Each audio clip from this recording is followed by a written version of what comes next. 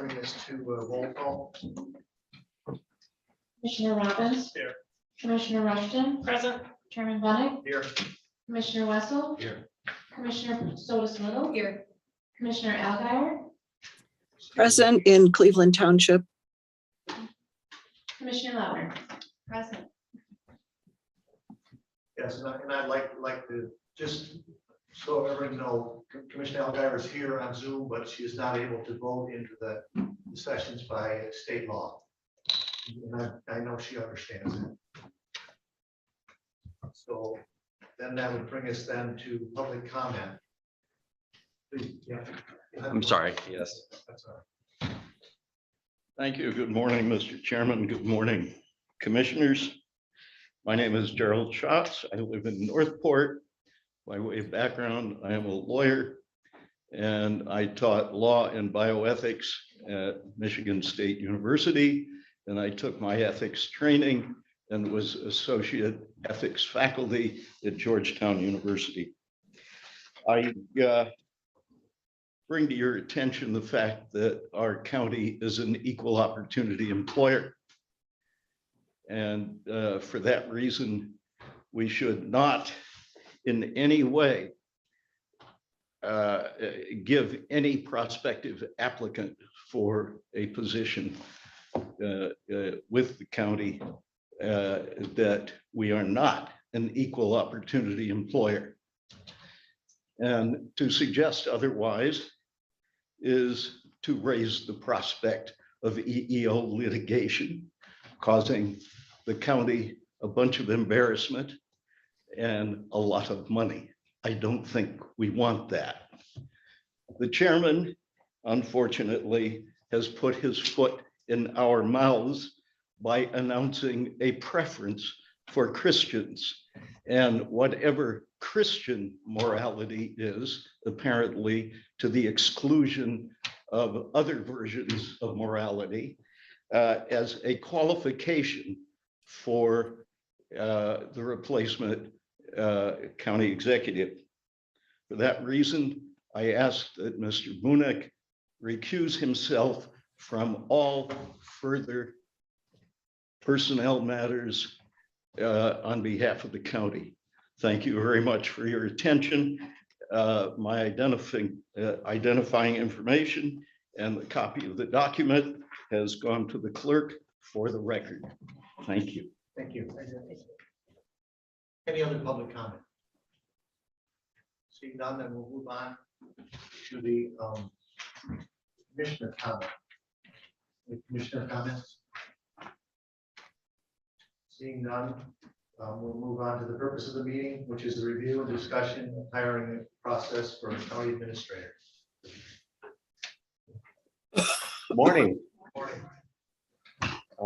Just by ways of introduction, I know everyone here, I think knows who I am, but for those on the screen and in the audience, my name is Matt McCauley. I am the CEO of Networks Northwest. Networks Northwest is a 10-county public agency providing workforce, business, and community development services throughout Northwest Lower Michigan.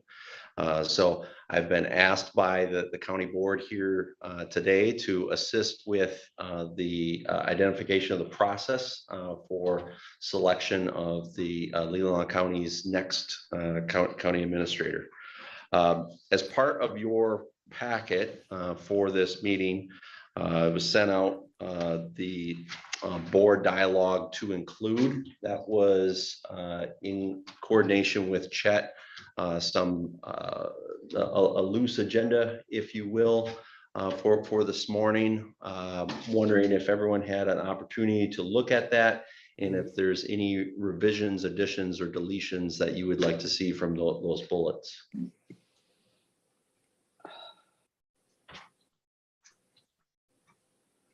All right, I think we're good then. All right, so first thing, yes, of course. Before you go further, are you referring to the job description that we currently have before us? No, what I'm referring to is that there's a memo from Chet and it says board dialogue to include. Okay, Yeah. So it's just those bullets that I was thinking again, as a loose agenda, but happy to go, and job description, of course, will be part of that. We'll get into that, is what you're saying. Absolutely, yeah. I can't imagine we wouldn't, right? So, so first, what I would like is, again, I'm happy to lend my assistance as the board sees fit over the next couple weeks and months. And just better clarification from the board on what that involvement might be. Again, it can include a range of different services, and I'm happy to provide any and all of those. But I also don't want to get too far ahead without the board. So obviously we're here today. I anticipate today's conversation to be about mapping out the next 3 to 5 months, I would say.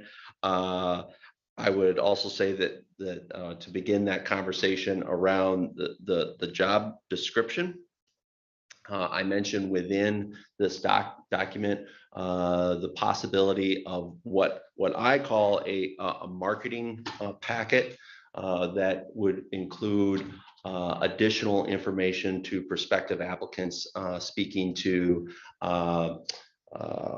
what are the characteristics of the county, what are some near-term issues that the county may be facing. Are there the possibilities when you look at these marketing packets that they'll speak to things like possibility of internal candidates. They'll speak to things of where the county may be with regards to labor negotiations, just to give an overall idea of what the prospective applicant may be getting into within year one. So that's what I mean by a marketing packet. It's certainly optional. I would view it as a good practice and one that I see relative to other county administrator jobs across the country, but it's not necessary either. So maybe I'll just put a pin there and just leave it open for comment on the idea of, in addition to the job description, what I'm calling a marketing packet. Yeah, well, we can decide, as I say, put a pin in it, we can come back to it or we can revisit it. I think it's a good idea. I can't think of anything right offhand that would be concerning, but I'd hate for somebody to walk in and say, well, you never told me that you haven't settled the union contract in 8 years or whatever. Right. So. And that's exactly right. It's just to be able to have a higher level sense of what you're getting into. And I am not suggesting that there is anything of negative note with the county by any means, but to be able to lead with that. So, I completely agree. Yeah. Our 8+ rating as far as other counties go for our financial stability is a great one. Absolutely. Any other comments on that prospect and the development of that? I'm sorry. Sort of. Go ahead, Commissioner West. Okay. Have you seen samples? Might we see a sample? Absolutely, yes. A number of samples. Another thing that comes to mind, and I know will be of issue and will likely come up again, that is included in either the job description, but is often within that marketing packet, is to be able to talk about real and potential housing market. To be able to talk about that in terms of what median value is, both in terms of purchase and rent. And then also oftentimes as a good practice, that's an opportunity to discuss any residency requirements that may be part of the job. Commissioner Algar, did you have something? It would almost seem like a residency requirement needn't be part of the package because our housing is so expensive. But that's something we have to think about. Yeah, I would say certainly given the nature of real estate all over the region, but most certainly within Leelanau County, that's a decision that this board will have to make. Well, what we've done, and I'm sure you've had other counties too, especially with our fire departments, it's in our police department, it's arranged. You have to be able to, I think the fire sheriff's department is respond in a certain Mhm. number of minutes, or you can do miles. Because as we know, the Keon area has been the biggest, in Kingsley, it's Right. a big area for growth right now, just because it's been more affordable. Mhm. Right. Now, Yeah. Cedar's got, I think it's 34 units gonna come online pretty soon, so they could live in the capital of Leelanau County right now in Cedar. So, Right. yeah. Uptown. Sounds good. If it's legal to do so, and I suspect it might be, I would like to see our administrator required to live in the county, become a part of the community.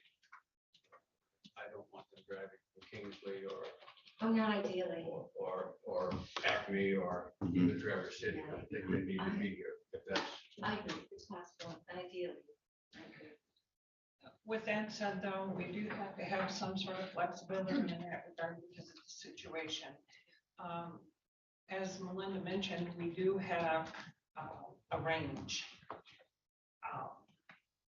It would be great if they lived in the county, I agree. However, with the circumstances, I don't want to see a candidate come before us that's fully qualified and it's rejected because you can't find a place to live in Leelanau County. So I think we should be a bit flexible with that consideration. I do like the idea of a range, so we can talk about that as we go forward. One of my questions, there's a lot of changes that are going on here internally with our departments. And also Chet has brought us different ideas about creating a new dam authority to sort of sort that out, and a maintenance director, or I'm not sure what he called it. Facilitator, right. So when you're looking at the existing form at the county, it's changing. How much of that we get done this year is, kind of up in the air. So are those things that you're talking about that we should share that information with incoming? Yeah, it would be my suggestion, and again, a good practice, if there was an existing near-term strategic plan that the board adopted, or even informally to say that these are the 5 things the board sees over the course of the next 12 months, and maybe in no particular order. But that just, again, creates a more complete picture for an applicant of what he or she might be in for. And again, I don't mean that in a negative way, but as we all know here, that with regards to county business, it changes from year to year. And much of that is defined a year or 2 prior, right, based on all sorts of previous events. So just to be able to have that, to color in the landscape of what the real job is and will be, above and beyond what can be just I'll say a rather sterile and brief job description, right? When you talked about the housing market, I was wondering, do they often put in a moving or housing allowance, in the move? I mean, could Yeah, be something that we might discuss. absolutely. So all sorts of things are available to the county when it comes to a final deal. Now, what you want to lead with, again, as part of that would be up to you. If the county wants to include within a marketing packet a discussion about housing allowance or transportation allowance, any of moving expenses, all of those things are certainly on the table. they're also available to you during your negotiation process. So it's what you want to lead with as a county. So that might be something that you negotiate as opposed to putting it in directly. Right. But I'm not, we all know that this is a tight labor market. And generally speaking, the negotiation leans towards labor, not management these days. So whatever you can do to create greater attraction on the front end is likely to your advantage. But I shouldn't say any and all options are available to you. It's a rather large spectrum of how you can approach it.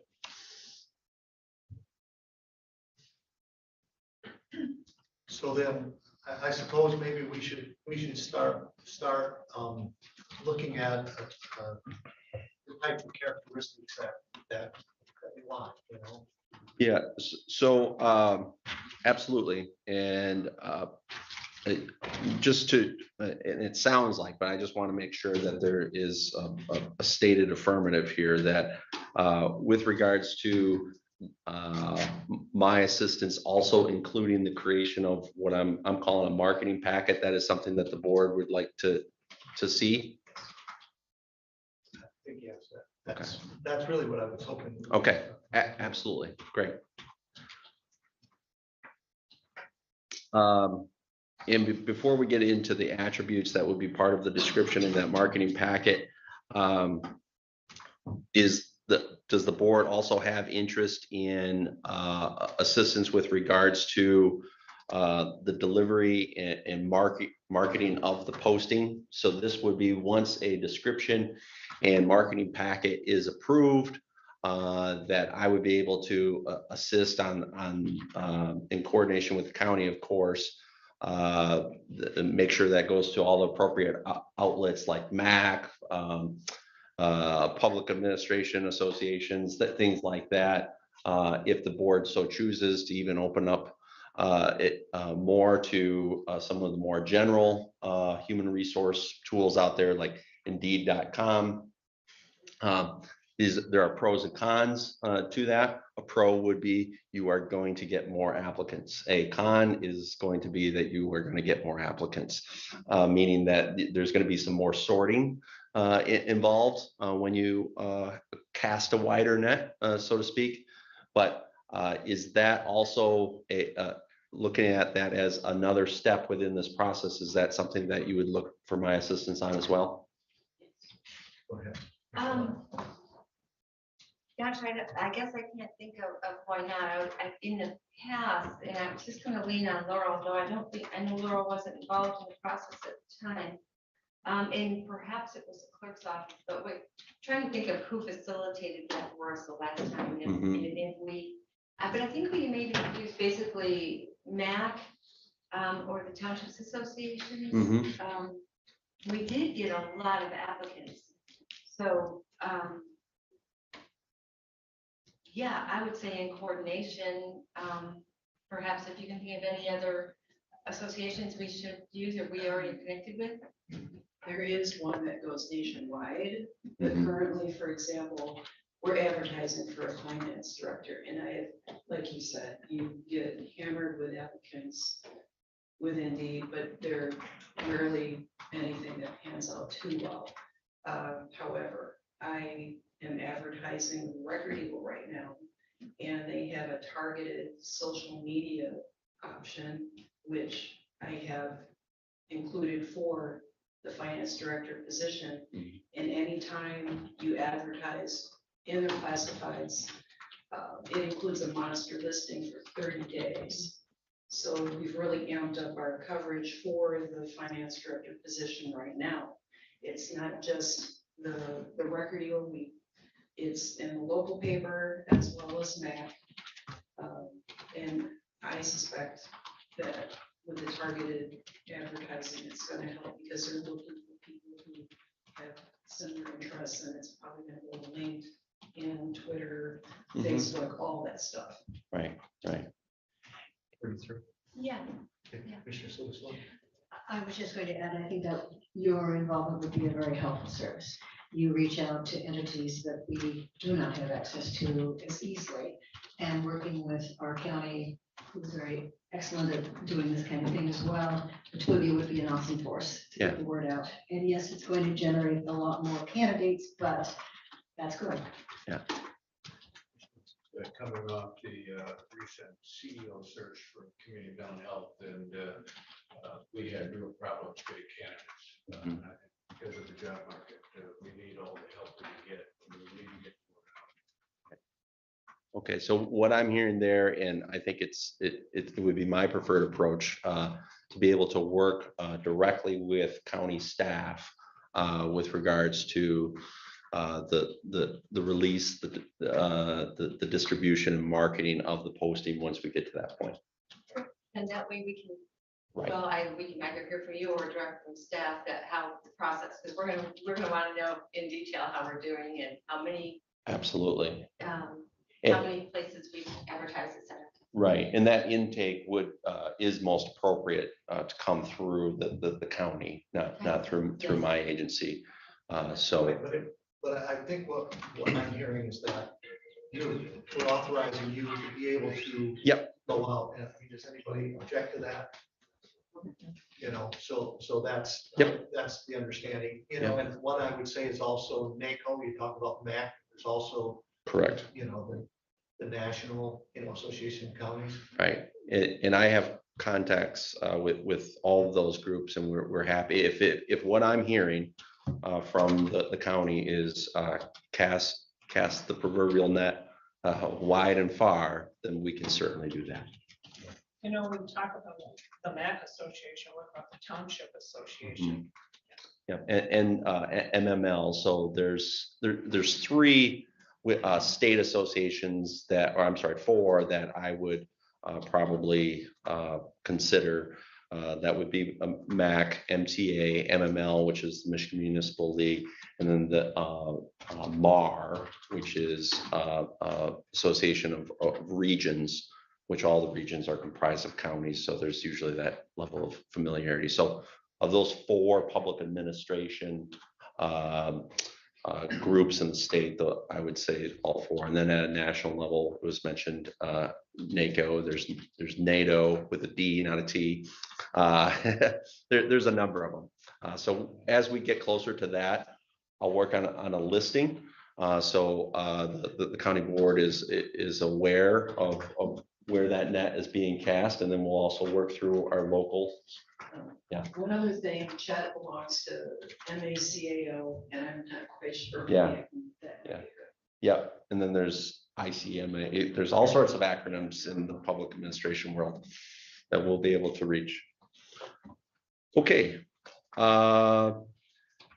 Next, after that is released, then the county will be receiving these applications. And what is the board's interest, or to be able to talk through that interest? Are you looking for assistance on cataloging, providing, initial scoring, recommending interviews, all with the understanding that all applications, of course, are available to all commissioners at any given time. But is there that interest as well as part of my involvement? I guess I would say yes. I mean, they have to be sorted through, gone through, and all of us, may want to look at all of them, but, a recommendation, from you as to which ones would be the top picks, maybe 10 or 15 or whatever you see as appropriate. And we can sort of go on at that time, and then maybe try to figure out who we want to interview, pick out that 3 or 4 interview. Yeah, and then maybe to facilitate that discussion of narrowing how many to interview. Right. I think we need to talk about criteria Yes. for the sorting. So according to the criteria that we set, that's how we would probably want to view those applicants. You know, Exactly. let's say, we want somebody with a certain skill.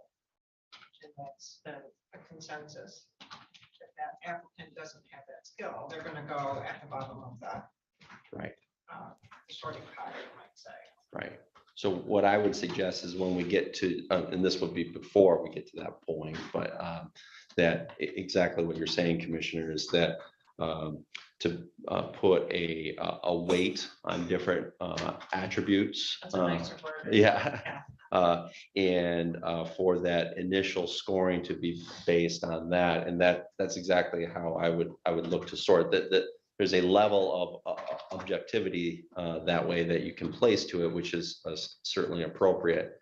But when we get to that point, that means both for the that initial stacking and sorting of resumes, if you will, but also for your interviews, that there is an agreed upon scoring sheet, if you will, that, and I'm just putting out arbitrary numbers here, but that you look at that 10% of your decision is based on education, 20% is based on experience, you know, and so on down the line.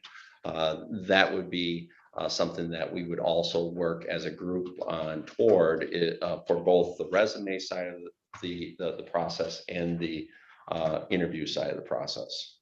Does that seem agreeable? Yes, go ahead, Commissioner Algar. I appreciate all that. I am concerned about you doing a sort down to 3 or 4.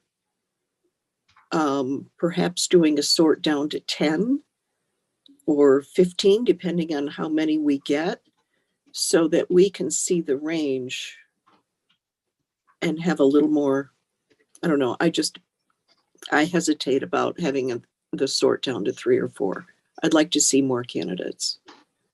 Yeah, so what I would suggest, I completely agree, Commissioner, that we provide an initial sorting of all applicants and provide that ranking 1 through 100, we can say, to the commissioners, and ultimately it'll be the commissioners who decide what number of that you wish to interview.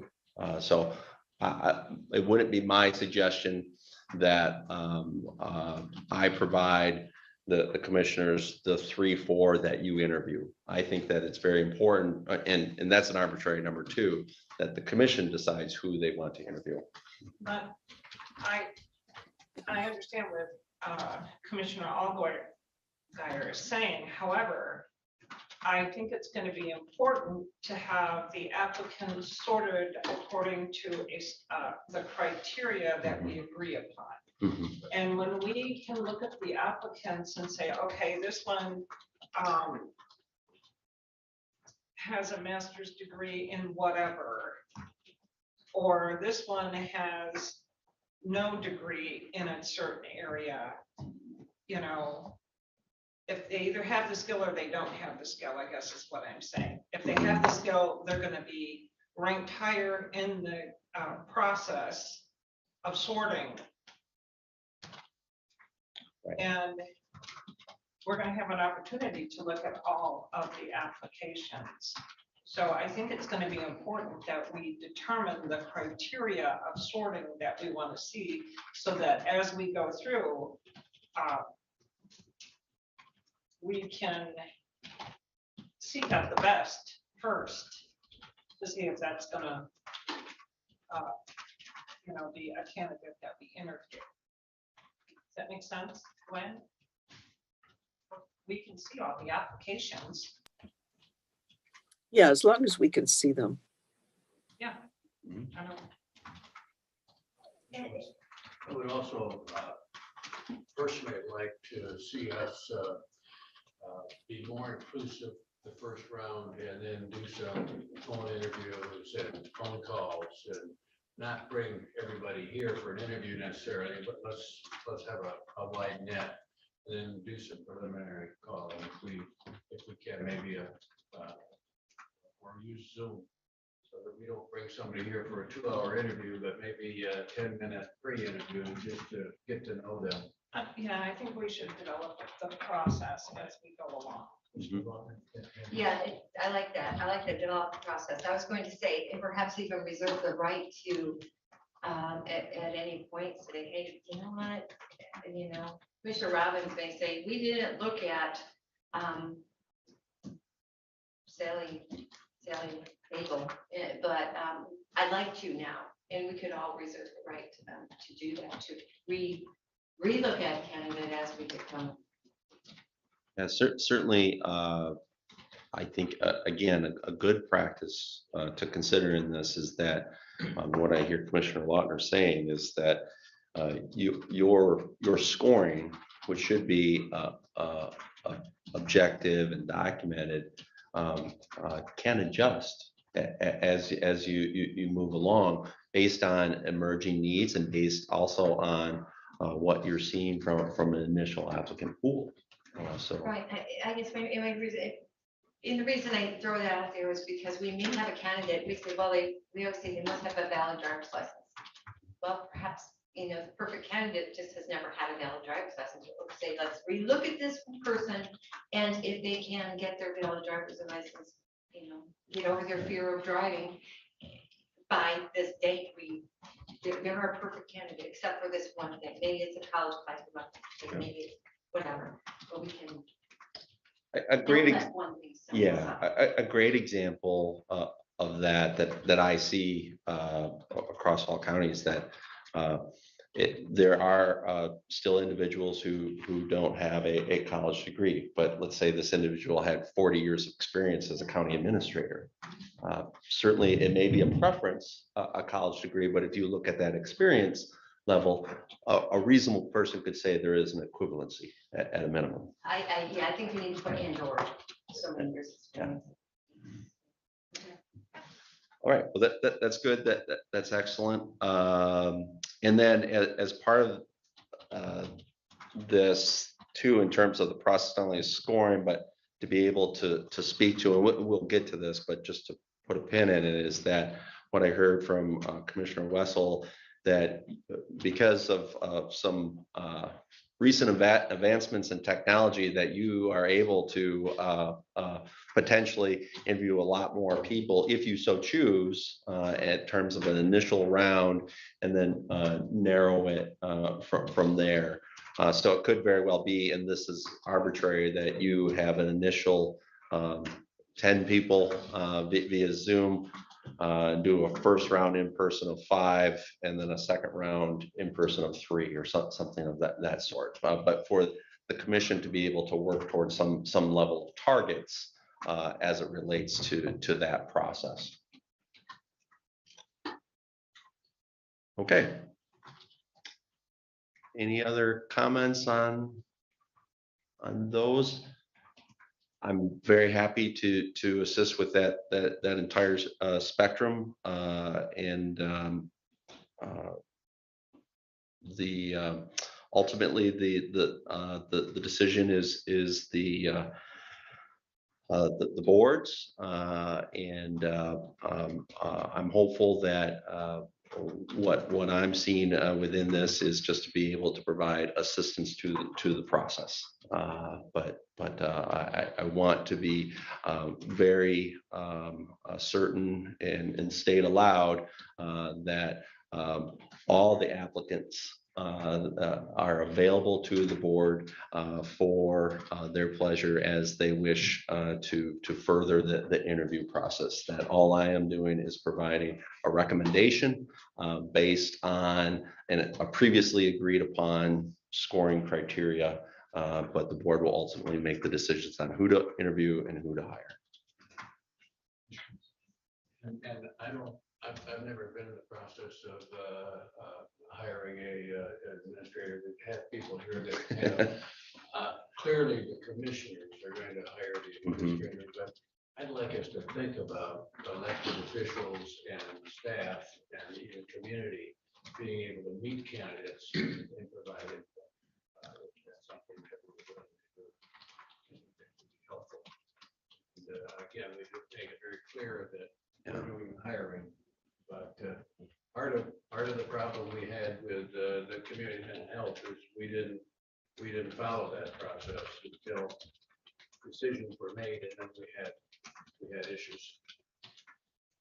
Again, as you're looking towards this, toward this process, that there are practices out there that I'm happy to provide more information on that get to that too. That if the board is wishing for it to be contained to just the board, which is usually the case, that certainly there's a process that exists for that. But if there is also interest of engaging the community, whether at a citizen level or at a institution level or within the staff, that there are additional tactics that we can take within this process to bring in that input to, if the board so wishes. So. Go ahead. Yeah. One of, at least on my list of criteria, one of the that Chet has brought us is a lot of community engagement and a lot of relationships and belonging to lots of groups, and that's a real strength. And if we're looking for somebody that's going to engage with the community, it seems like we need some community input up front. I'm not looking for somebody that's an accountant or sit in the office and just write checks. But somebody who's going to support staff and support the community and be involved. So knowledge of an abacus is not necessary for the job description. To address that, so I mean, I'm not sure how you would want to do that. Would you want to have them just whether it's employees or community or advocates to send us letters or information of what they would like to see, or do you want to have an open meeting for it? I mean, I would say I kind of look at it like the ARPA funds. You know, we ask for any kind of input from the public, you know, and we've got plenty. And so, I mean, maybe we could do it that way rather than have another meeting. Yes, Commissioner. I have mixed feelings on this approach. Here's why. One, everybody individually has a different opinion, a different perspective. You're going to get all of those perspectives, and you're never going to be able to satisfy all. What I would like to see us do is I would like to see us provide an anonymous survey from the people in the building who will directly interact with the administrator or a administrator and have them share their thoughts with the board. Now, if the community wants to weigh in under public comment or a letter of public comment, I don't have a problem with that.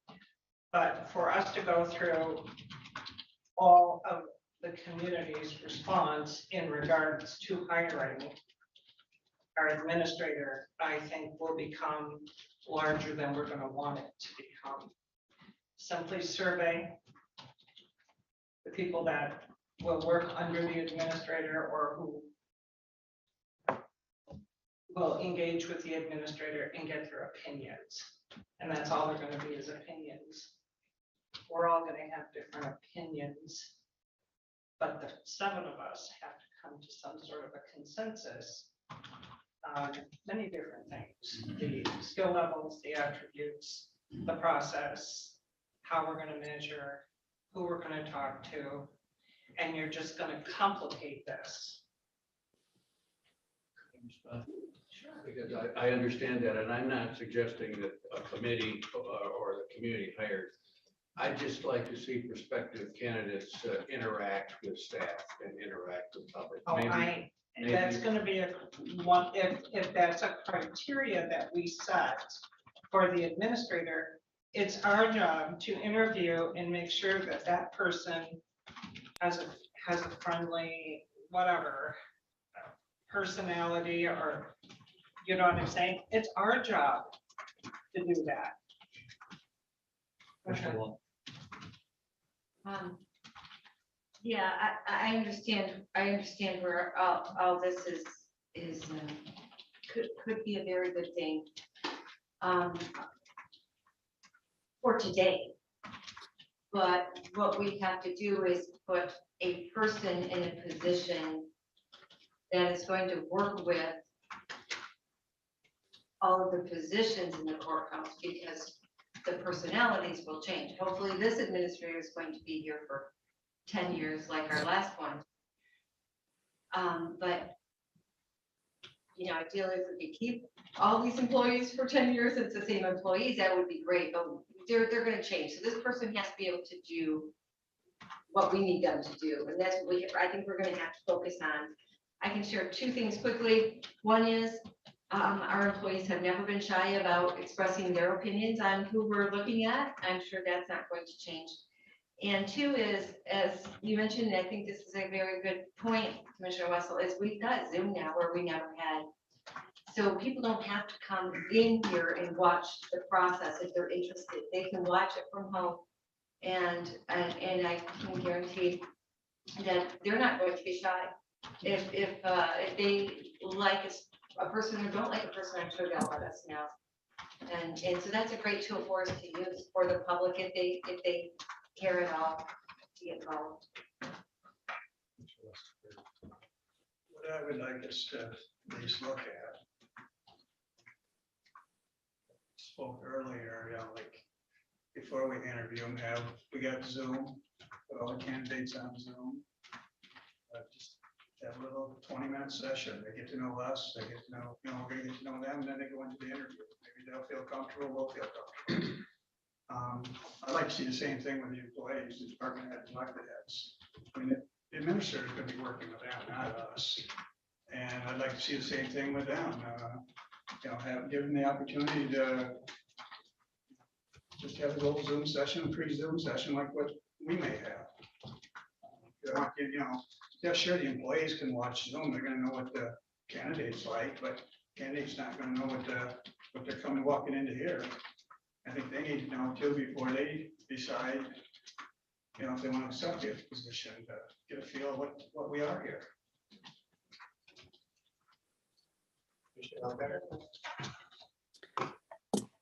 I think it's important to ask the employees for some input, whether that's the department heads, and we just ask them to send in their recommendations, or just invite everyone to send in recommendations. But I think that's an important thing that we ask them and allow them some input. They'll be working for this person.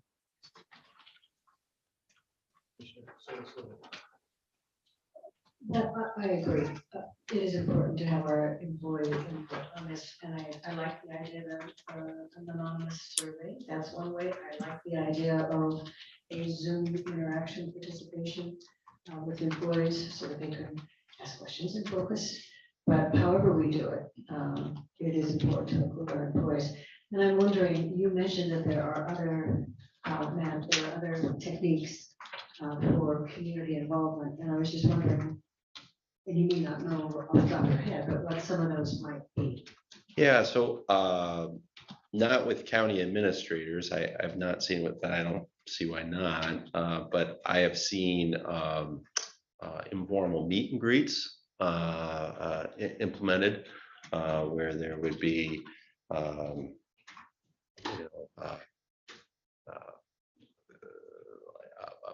a gathering, a social gathering, and people are able to engage in a more conversational one-on-one way, as opposed to this type of relationship. Obviously, that is not something that would be part of a larger, more formal mix. That would not take the place of anything, but that is something that that could be considered. Another thing that I have seen is at least for initial interviews to not necessarily be a format where there's questions and answers, but more of a presentation by the applicant on how he or she views the job, views the profession, if you will, more about a one-directional type of engagement. I've seen that as well. All of these things have pros and cons. Ultimately, your decision, though, and I think we all can agree on this, will require this type of relationship where your applicant is sitting here, and each of you have an opportunity to answer or ask a question, and he or she has the opportunity to answer that question. But prior to that phase of the hiring process, there's a variety of things available to you. Commissioner Algeier, did you have another question or statement?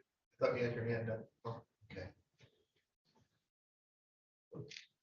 When you talk about having an informal meet and greet, I think we have to remember that the candidates may not be local. They might not even be in the state. Absolutely. So I think if we start reaching out there for these different ideas, what's the burden that we're placing on the candidate, and then the candidate doesn't get hired. So I think sometimes simpler is better. Mhm. Yeah. So just want to put that out there. One thing I just heard, I believe I saw a degree of consensus is the involvement of staff, which is great. And that is also a good practice throughout really any hiring whether the public sector or the private sector. Is it the board's wish for that involvement to be on the front end survey relative to job description and what I previously was calling that marketing packet, and or to once you have applicants themselves? Is there a distinction that the board would like to make there? I would like to see it on the front end. Mhm. I would like to see what the expectation is from the people who work here, what they're looking for in an administrator. So I would like to see it on the front end, personally.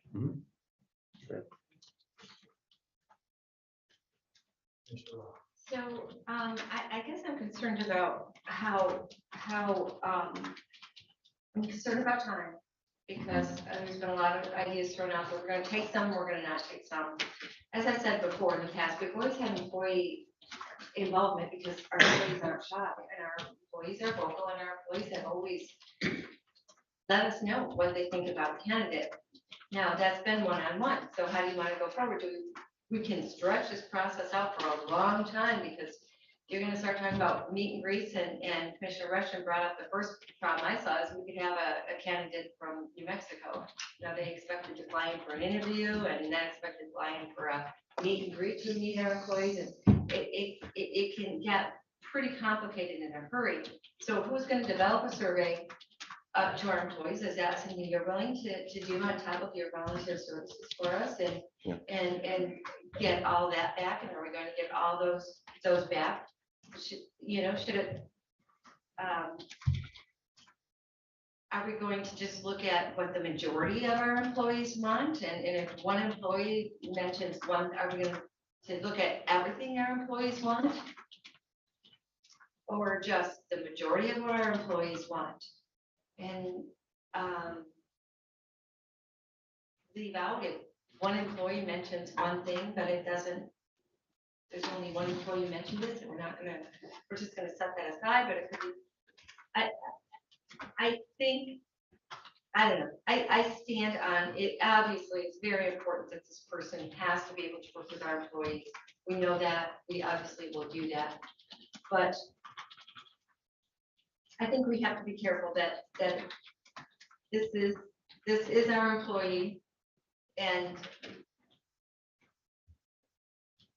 we are the ones who have to select our employees with all of these things in mind.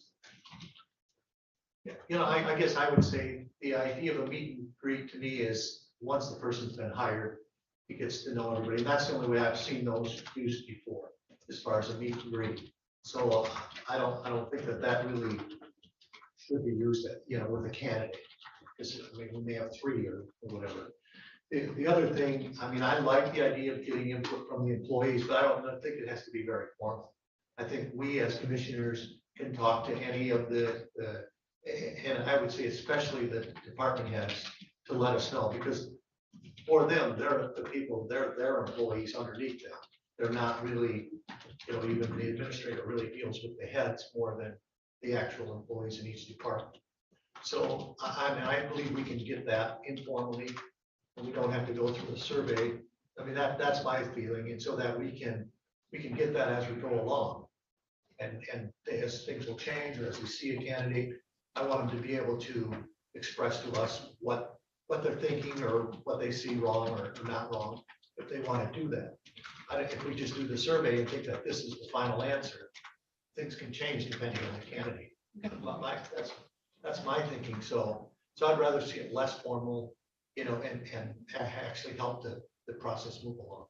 And I think we're thinking of how complicated it's going to be.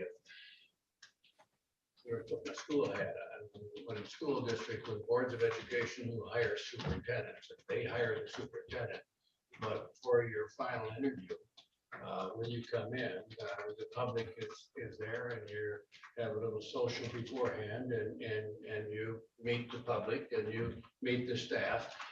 So at least you watch that person interacting, and you watch the kind of questions that person asks. So it's not a separate event. It would be, if we interview 3 candidates, then let's schedule a time before each of those 3 interviews, a coffee and public and staff welcome to meet that candidate. I think that's pretty easy to do and not overly complicated. Well, our meetings are. Mr. Alexander, Sorry. Mr. Algar. I don't think it's burdensome to just ask our department heads to send us any ideas they have, instead of each one of us calling them all separately. That's taking a lot of their time. Just ask their department heads to send us any ideas they have. And that could be fairly informal. They don't have to do it, but at least we're asking them. I don't think that's burdensome.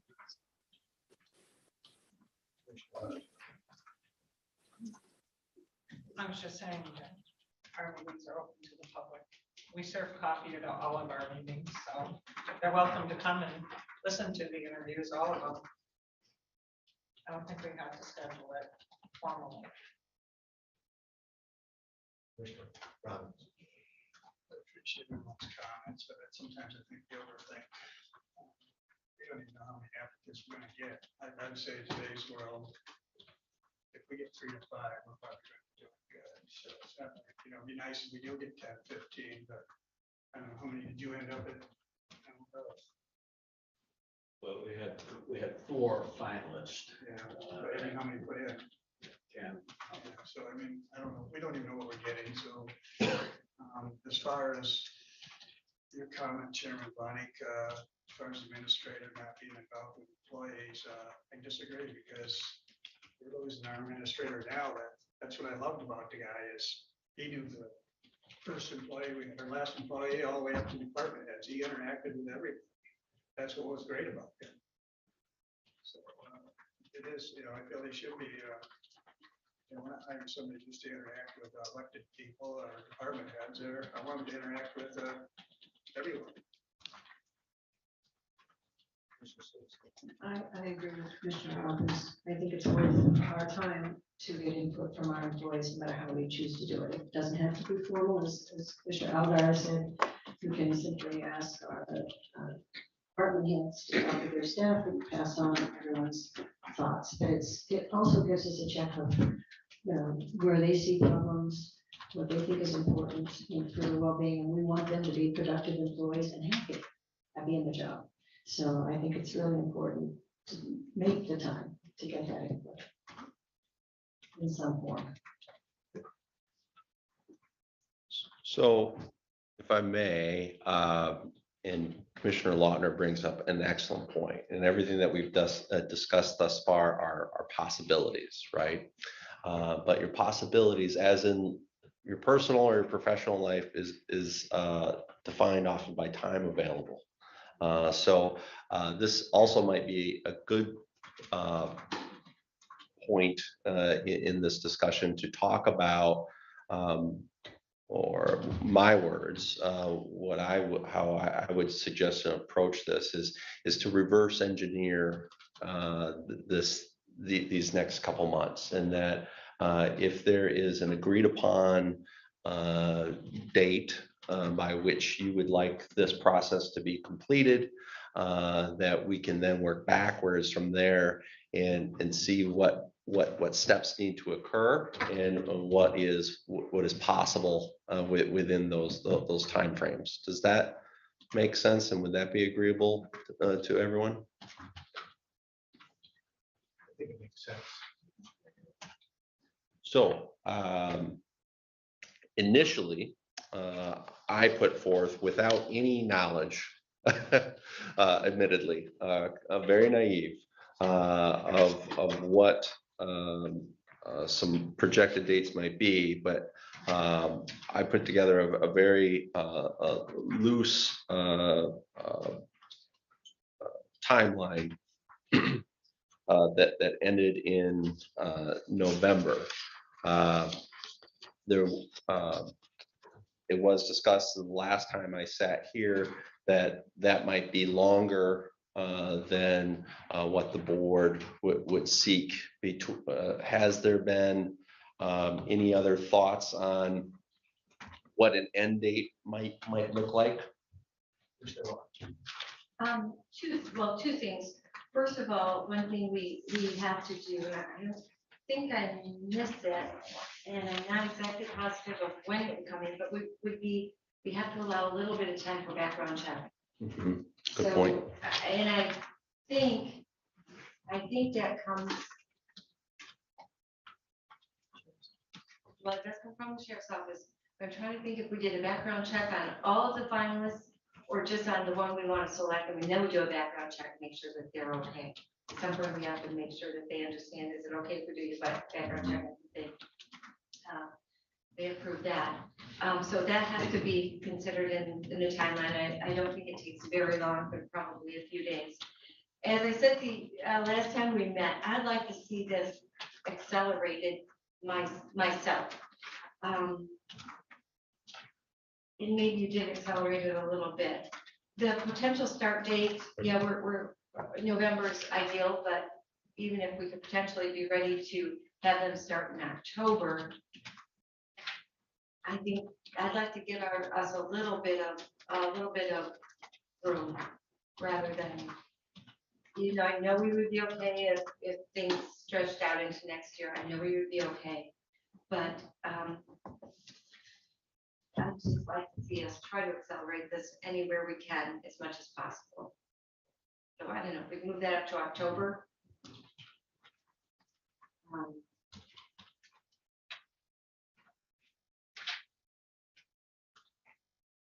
I mean, I guess my concern is if it's a school superintendent, which we're hired before, and that does happen. I think Chet said there are several administrators that came from school superintendents.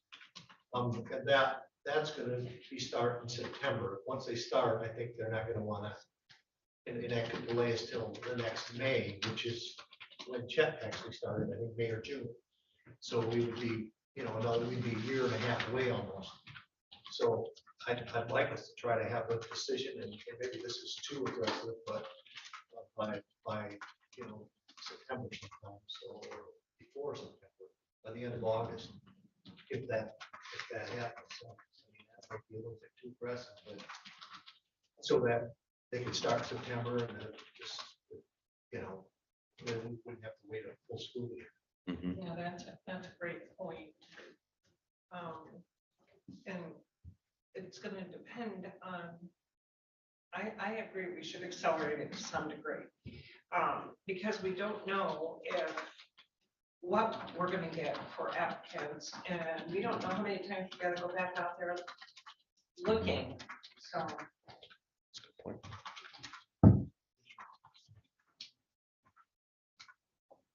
I don't know how the cake show, I mean, we're already into May 1st. What's the norm, 30 days for have application?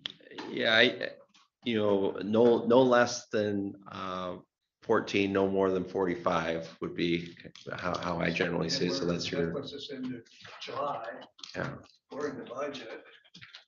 And we have to sort them out, who we're gonna interview.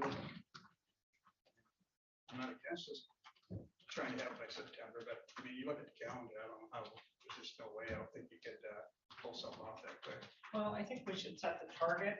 Well, we can set the target. Set the target. Hopefully we hit the target. If we don't hit the target, we. I just don't want work to the rush into process. anything, just, Well, I don't disagree with that, but I think that's a good point. There's a good chance it might be a superintendent from the school, or we wouldn't want to eliminate those candidates. So go for a target date. I'd say go for the target date, and we'll just work it. One of the main things I see that would really complicate this and boggle it up is negotiations. Because if we're going to throw a salary out there, we're gonna throw our package out there, and we're gonna throw everything that's so wonderful about Leelanau County out there, and we're gonna get some candidates. But we saw it in the past where we chose our candidate and a couple of commissioners told them, well, come back and negotiate the salary. We had put one salary out there. They applied at a salary. And then they were under the assumption, because a couple of commissioners told them, come back and negotiate, negotiate. And that wasn't the case, the full board. So same with, and I'm opposed to moving expenses.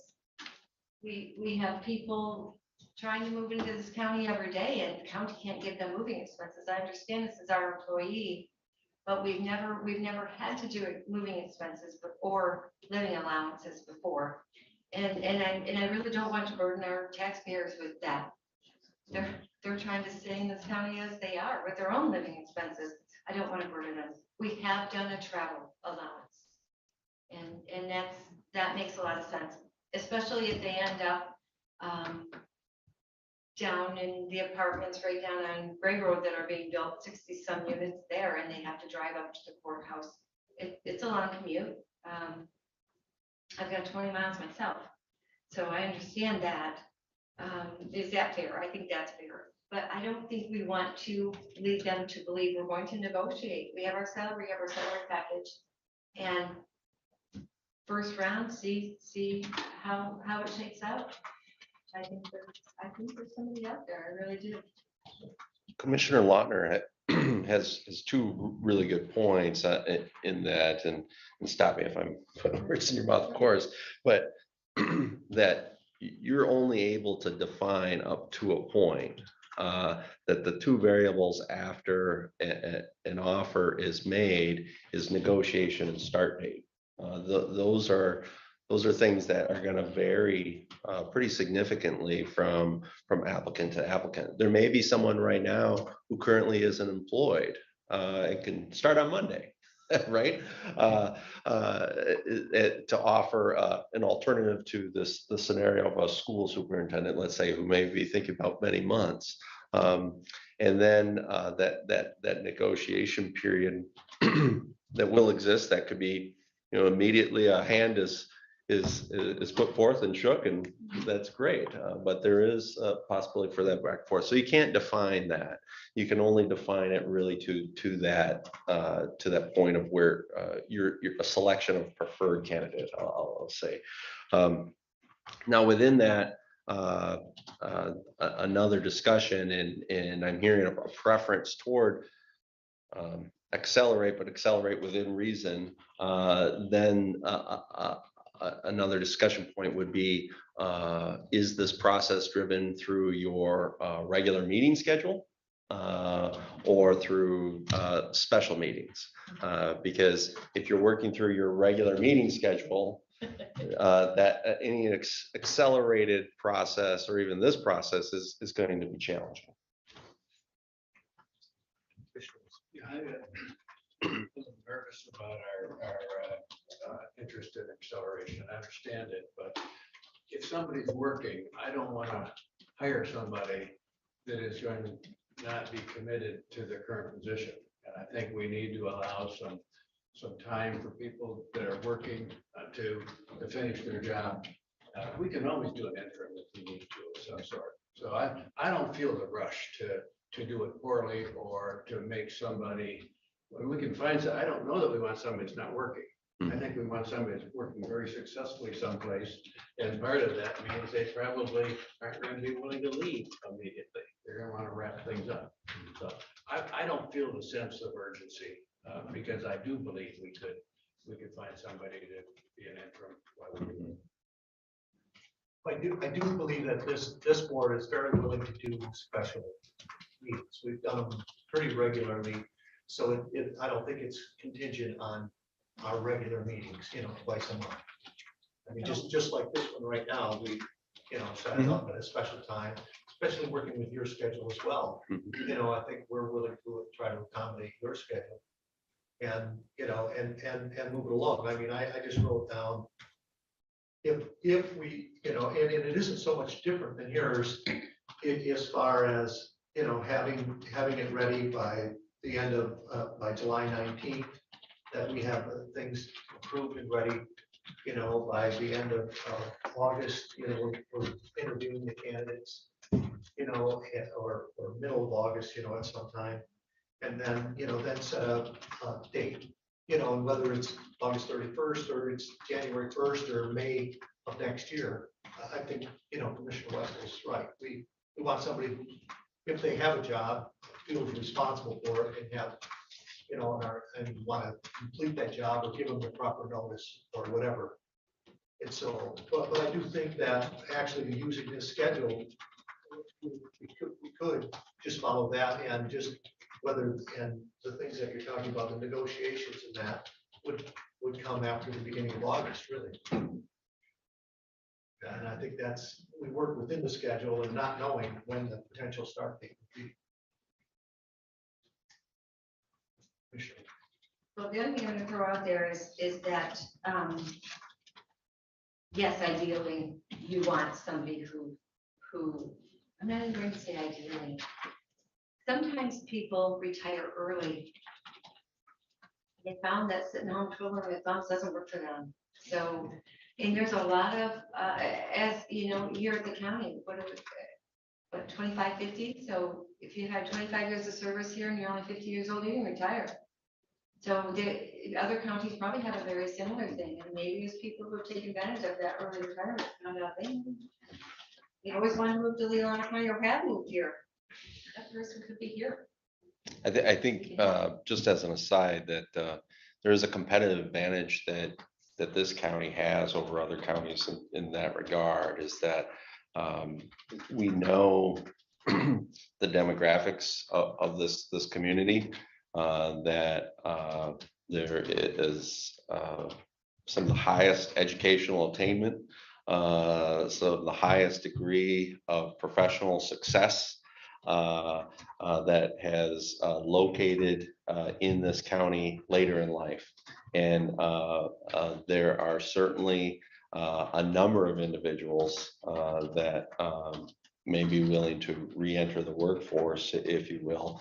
And I think that there presents tremendous opportunity for this county in that sphere as compared to many other counties in the state. When I look at your timeline here, and I think I would back you on it. Somebody mentioned October, so we're only talking about 30 days, October, November. I'd rather have some wiggle room there.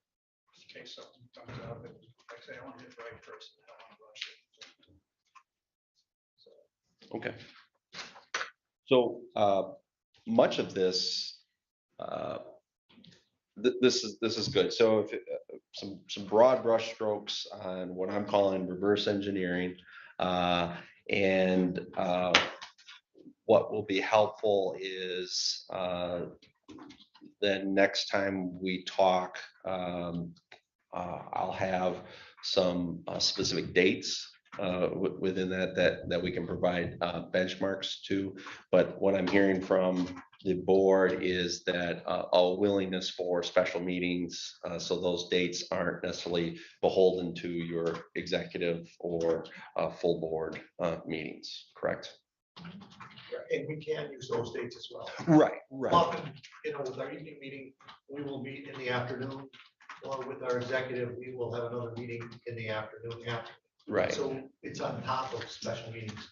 We could use those. And I would say it's likely preferred with certain benchmarks, actually, that when there is a formal decision by the board and provide, part of that regular meeting schedule notice and public being able to know when those key points are. Okay. A good day for us typically, I would like to point out, is the day that we have our evening meeting. I think most of us recognize that we have to be here at 7 o'clock if we need to have some sort of a special meeting just prior to that, at the end of your workday. Yeah. Maybe, I know it's at the end of your workday, but, or a 4 o'clock meeting, that would be almost reasonable for us. Okay. And maybe for you. Yeah. Because it's kind of at the end of your regular workday. Right. Plan on it every month for the next several. Yeah. And that's the third Thursday of the month. Third Tuesday. Or I'm, sorry. Mr. Elgar. Being that we want this process to move, how about if an email is sent out to department heads inviting ideas, just their input, and that we have a special meeting after the executive meeting. And if we need another one the next week, we can do that. But we do want to move this process along. And delay is not going to help. We could send out just a very informal, friendly email. We're inviting your ideas as we interview a new department head. Please send them if you have them. Doesn't have to be anything formal. But I would say set our meetings sooner than later.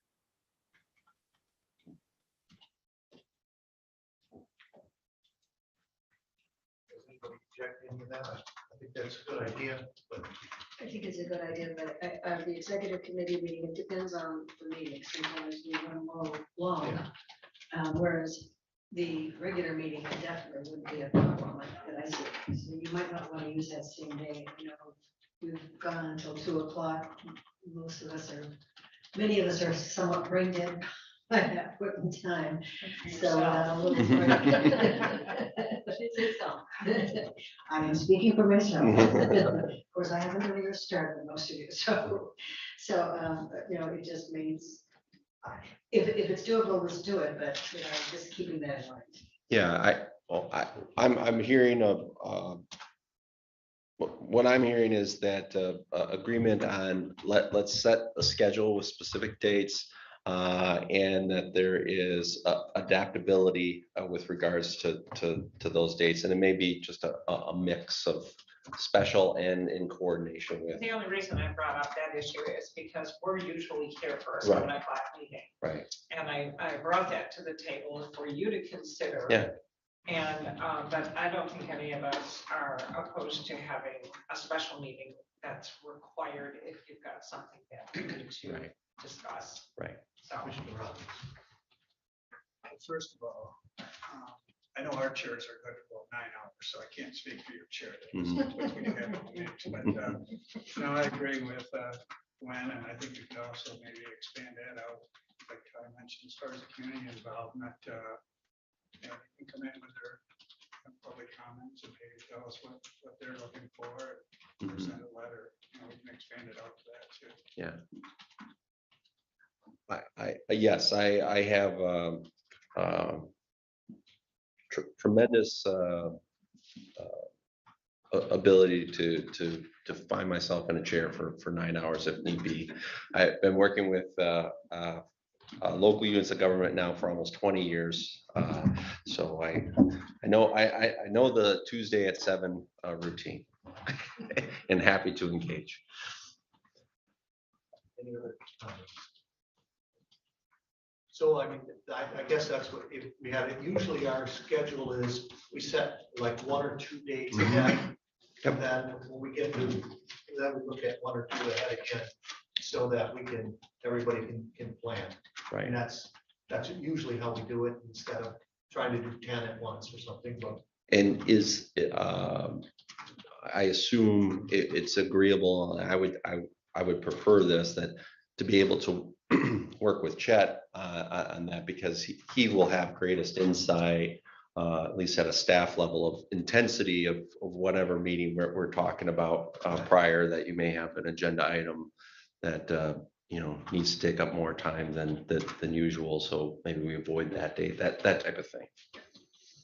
Yeah, and I would say May and June work better, because once we get to July, then we start the budget process. Mhm. So we get more meetings and have less time. That's So an excellent point. if just be aware that, I think, as Commissioner Algier said, that the sooner we get started on the process, the better. Mhm. Because once we get into July and August, then we've got to have everything done by the beginning of October. So Okay, it's a little more intense. right.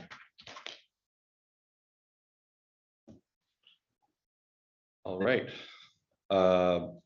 This has all been excellent and really helps me sharpen a pencil, so to speak. So I'm hopeful that you see the same value as we move along here. On the next bullet, if we're comfortable both with what my duties are over the course of the next few months, and I'll get back with a proposed schedule that has specific dates. We'll work toward that, to maybe just switch this up a little bit and go through an exercise and talk about what are some attributes, both professional and interpersonal, that the different commissioners would be looking for in their next administrator. We good for that? Want to do a quick break first? Yeah. Is that what Oh, you're yeah, saying? well, usually at 10:30, but you want to take a break now? Well, before we start into this, then we don't have Okay, to interrupt. let's take a break then. Great, All right, so we'll be back at 10:30. wonderful. Will, Yeah. Will I have to leave at 11, just so you know?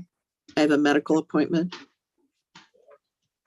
So that's just an FYI. Thank you for that. I appreciate that.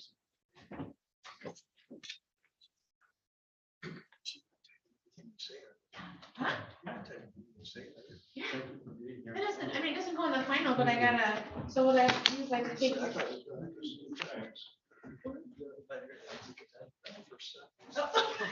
everybody. Well, I just thought you were going out to work. oh, no, Hey, how are you? no, because I'm gonna have to Yeah. come back and I wanted figure out. to throw out a little thought where I came from. Sarasota, Florida. It's been 30 years there. We did. Yeah, Florida, even as you very well know. Just watch this YouTube link.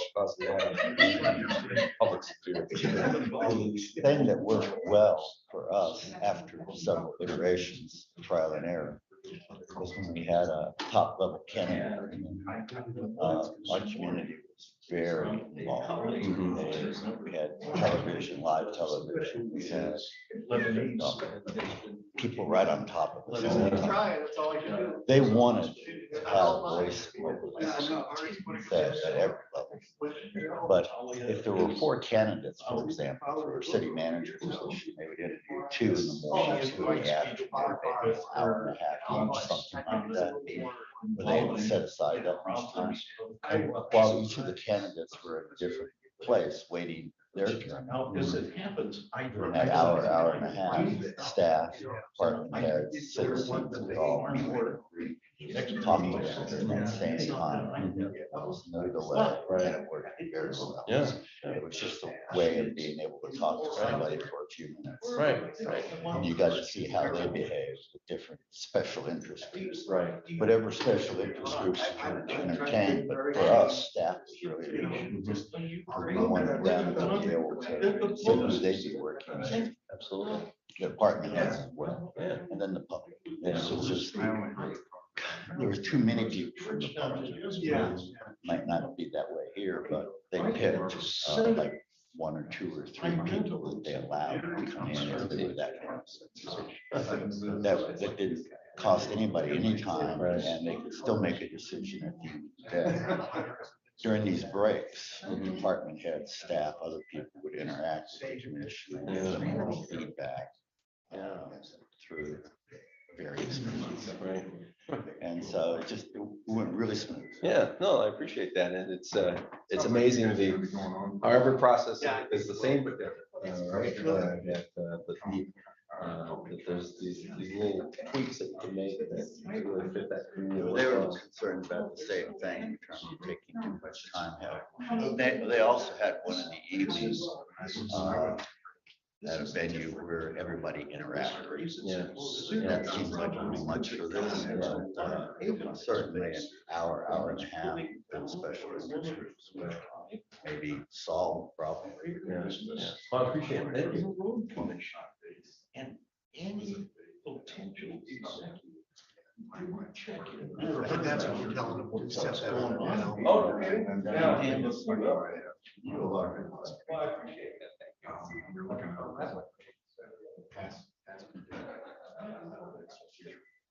Absolutely. Absolutely.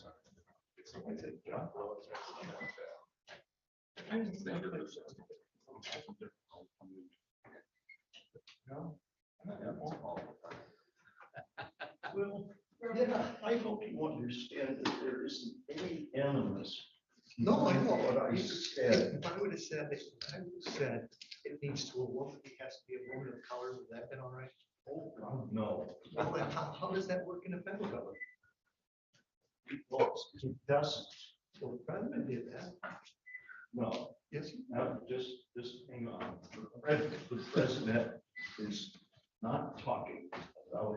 You like the camera set up where everybody's involved? We're not being candidates into, this is very different. So if I'd have just said she's going to character, that would be all right. I thought she was here. Yes, she's just took care. No, but no, I thought she came in, and I thought they said, County. she was here, gonna be here on Friday, I was here earlier this week. So. I was assuming she meant Thursday next week. I didn't realize it was Thursday this week. Staff, department, heads to be meeting with Hi, the. Mike. I am good. Mike Taylor is You running. know, everything they say to me, that's why I got that. We had people interview, You know, we only have. and candidates would talk with the department head, staff, You don't want anybody else that you wanted to. You're Call not for right. I know, but I'm just saying. Just taking extra I time. think people believe It it worked really well for us. Is that what you're saying? We got Kim, this county mission is vulnerable changed. to We suggest. started out with just audio recording, but nobody could see Some the of our image. measurement is not. People still would hear the audio recording 2-3 days later. We got it live. I don't believe that of And you. scientific. Yeah, well, it's not true. Well, And I said it 100 times. We had I'm not one expecting discussion anybody. at the very end. Yeah. Like comment To be honest. and read from the book. What appear He was- that I want somebody of good Christian moral character. Yes. What does that do? implies That that he could make the decision. non-Christian. And his whole spiel is very hard This to means accept that at first. that does not In imply the that city at of all. Sarasota, we found that How do you define moral? improving our neighbor. Ah, okay. That's I the gotta issue. tell you, I spent a lot of time with Jesuits and Small, Right. just sidewalks, trying to define. signs, Right. traffic. See, it's just an adjective, just like good is. Oh, no, it isn't. Everybody, let it say it first, give it some thought. It made a big difference. I have noticed that Well, most of them, and Christian are pretty much the same character. I was just curious if it got into you all. It sure did where I came. Now, we use the term like Christian. We're talking about. You're not running and I wasn't sure why you weren't. Well, no, I'm sad, I'm not with you, but. I love the video, yeah. But you know, you've got to get through. There's no one through this category. No, I just think it's like a change. I couldn't even deal or Oh, something. okay. No, I just have You some- seem like you got a little energy left. I do. And like, that doesn't mean I'm retired, that means I'm switching. It'd be a. Just change it to good character. Good one character. Okay. That would be all right. I was looking for another one. You said, Yeah. But I am saying that. No, they are. Just be They'll careful. do it. The county should go out of its way. Not Okay. We're just gonna go through my to contract. make I got sure it that. right. Okay. Okay, I'll do that. I will do that. Thank you for that. now what do you because need, my email address or?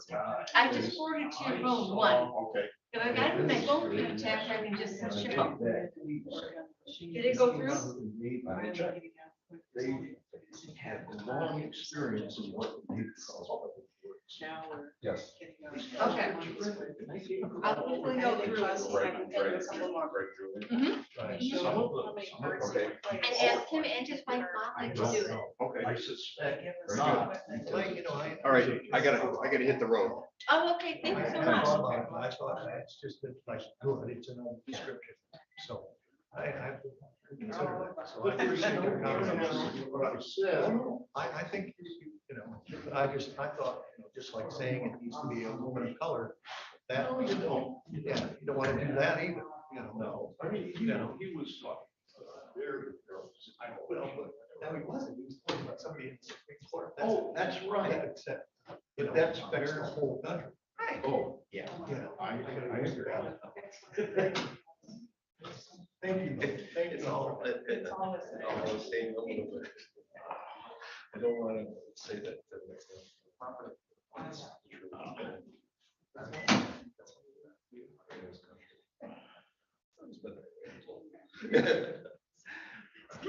Things picking up for you, I imagine? Oh, Shrink wrap's coming off? yes. Yeah. I got one. Yeah, I I'm imagine. like, yeah, are you gonna be in the office tomorrow? No, not tomorrow. I don't even have a car. Oh, no.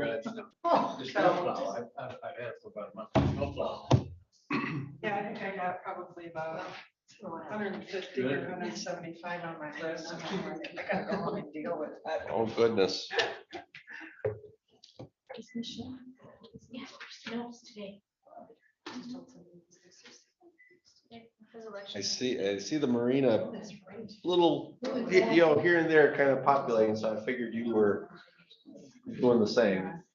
Well, for me now, lately it's been, I certainly did. most of my spaces now are year round. Yeah.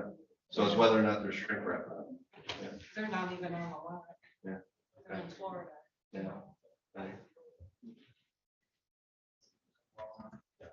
Still in Florida. They're late this year. Yeah. Well, we're kind of late on our spring. Maybe that has something to do with it. Well, that snow the other day didn't help, No. especially when it goes across. Oh my God, it's still snow in Michigan. We're not gonna be there for another week. Yeah, Two. exactly.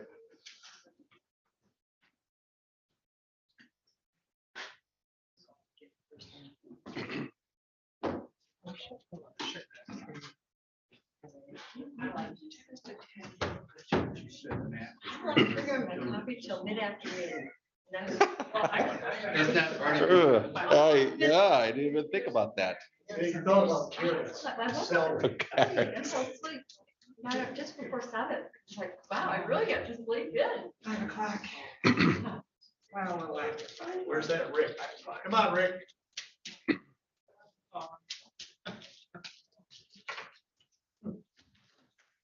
Well, we can get it started.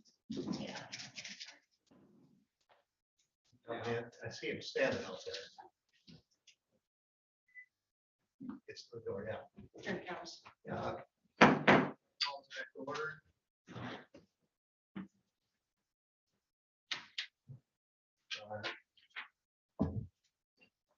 Thank you for being patient with this thing. Oh, thank you. This is, from my perspective, this is going rather well and fast. So Good. I don't, let me, for the minutes, knock on wood. I was gonna say, you spoke a little.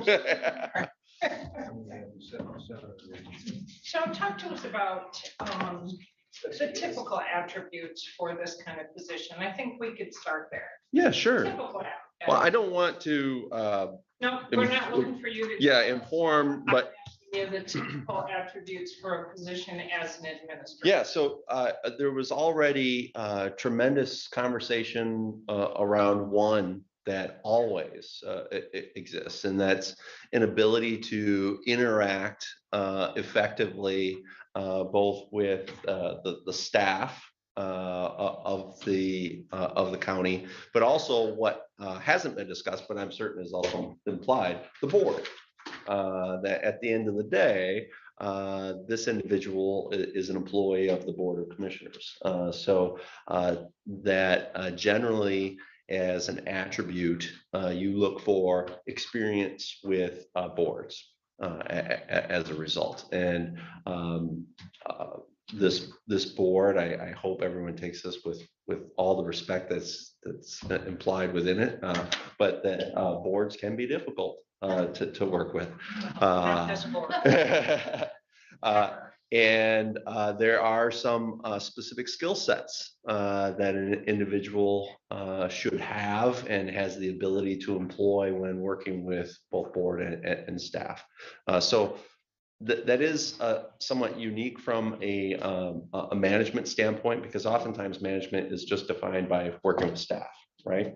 But in fact, you have really two different, and one would argue, I'm sorry, three different groups, because you also have to have that level of confidence in speaking with the public and the community.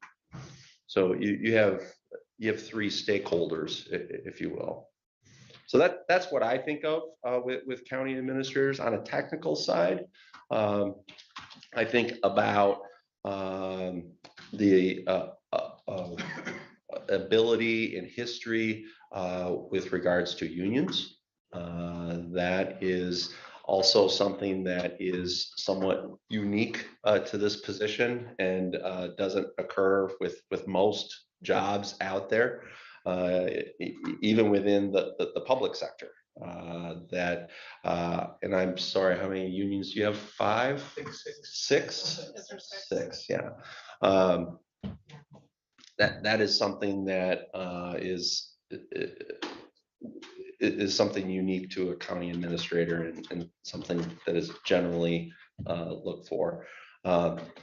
Obviously, to be able to understand both the inputs and outputs associated with budgeting, that the budget process is a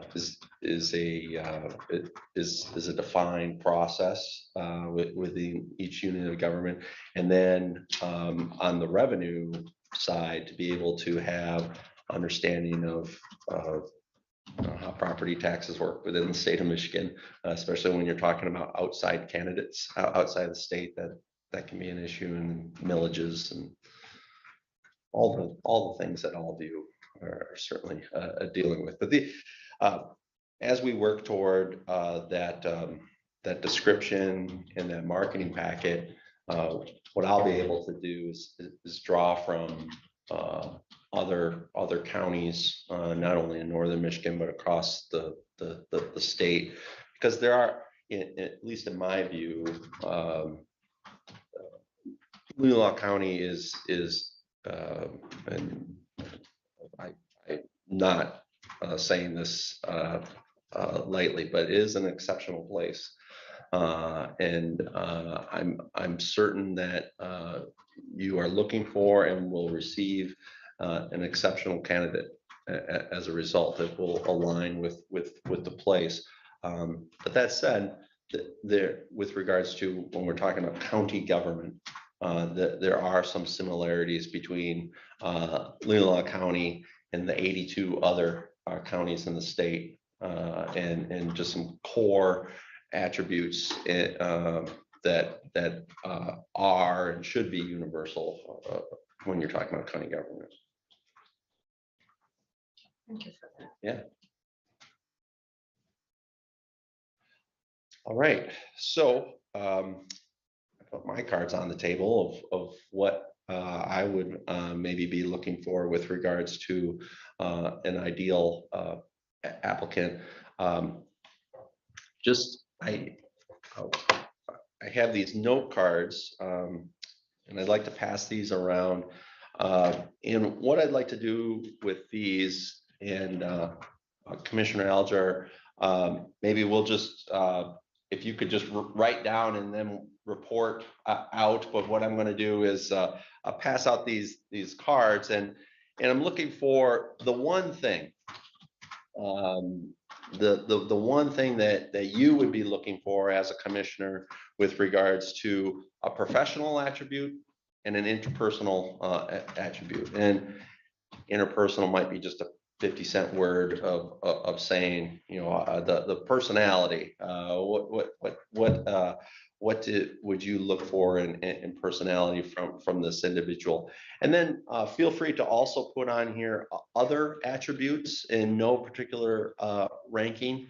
But I find that at the end of the day, any board is to a degree about negotiation and hopefully working toward consensus. It can't always occur.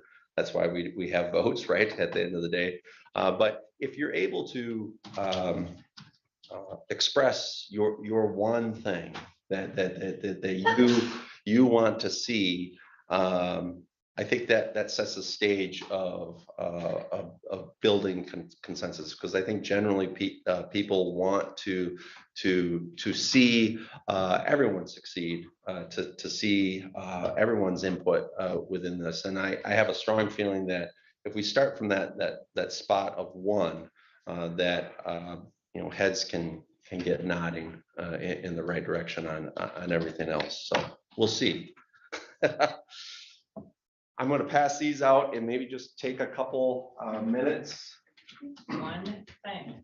One thing, but feel free to write down 20 other things. But what's the one thing in each of those categories that you would like to see as a commissioner in the next administrator, Leelanau County administrator? Chairman Bunnick, I could text my idea to someone. We'll You do can just tell us. Yeah, we'll do a report out after this. So if you just want to write it down, and well, but who do I send it to? Nothing. You can tell us or just show it. We can write it down. Okay. Once we get to them, you know, because if you start texting, then you open up a whole different thing about. Yeah, don't text. Freedom of information. That's why I asked.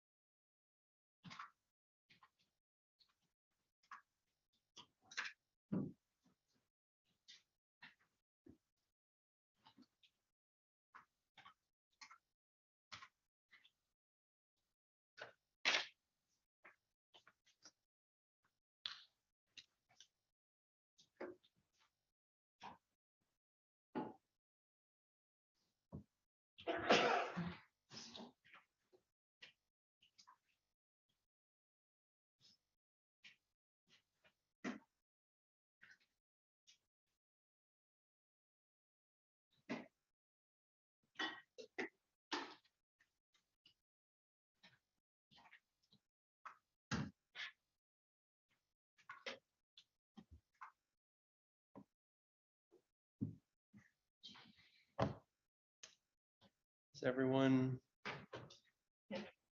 To borrow a line that we've all heard before, pencils down, right?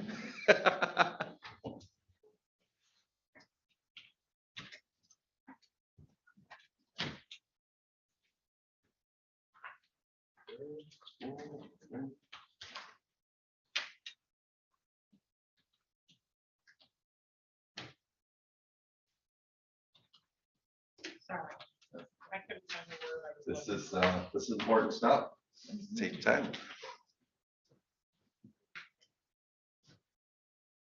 When do you want to quote yours to him, then he could write them down? We start with that. Yeah, it'd be great if everyone went around and just talked about their one thing within each category. If you're agreeable to that. So I would say a proven ability demonstrated by their history to work with others with strong interpersonal and management skills. I added they have to have a lot of patience because they have to work with us.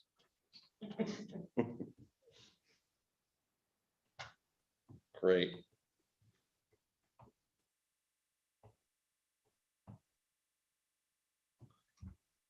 And that, did that statement that crosses between both professional and interpersonal, or did you have one for both? Interpersonal and management skills, proven ability to work with others per their resume. Okay.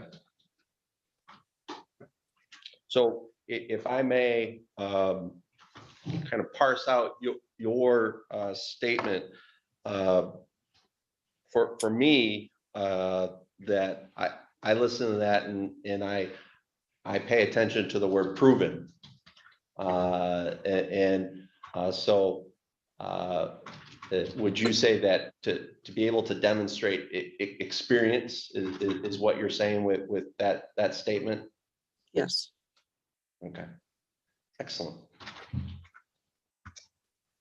I don't And know. and we would see that from their resume Mhm. and from any interactions with us. If they get to be the final candidate or candidates, we can also assess that in person, but their resume should also indicate.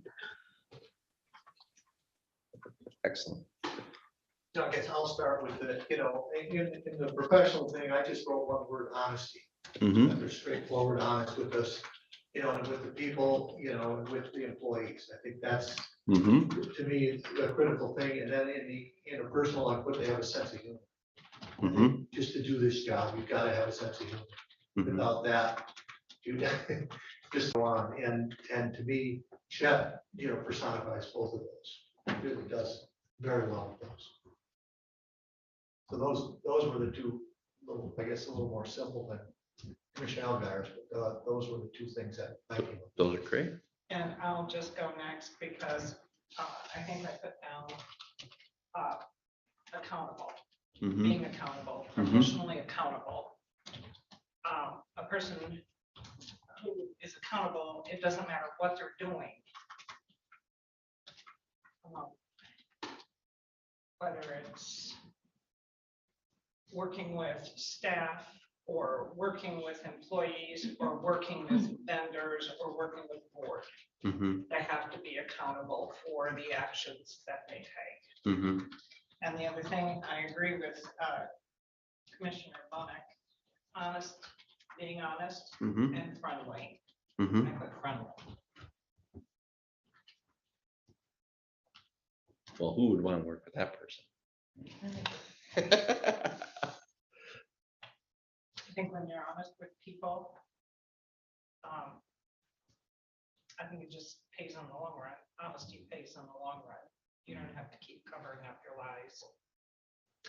And if I may, that there's and I'm not a person of words. I don't know the dictionary as well as others, but there is a difference, or there's a commonality between honesty and accountability, right?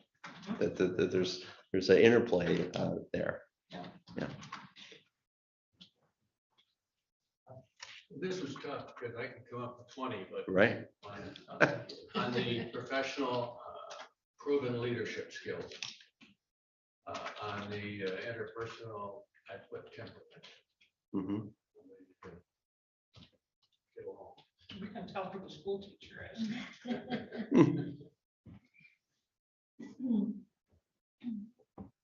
Excellent.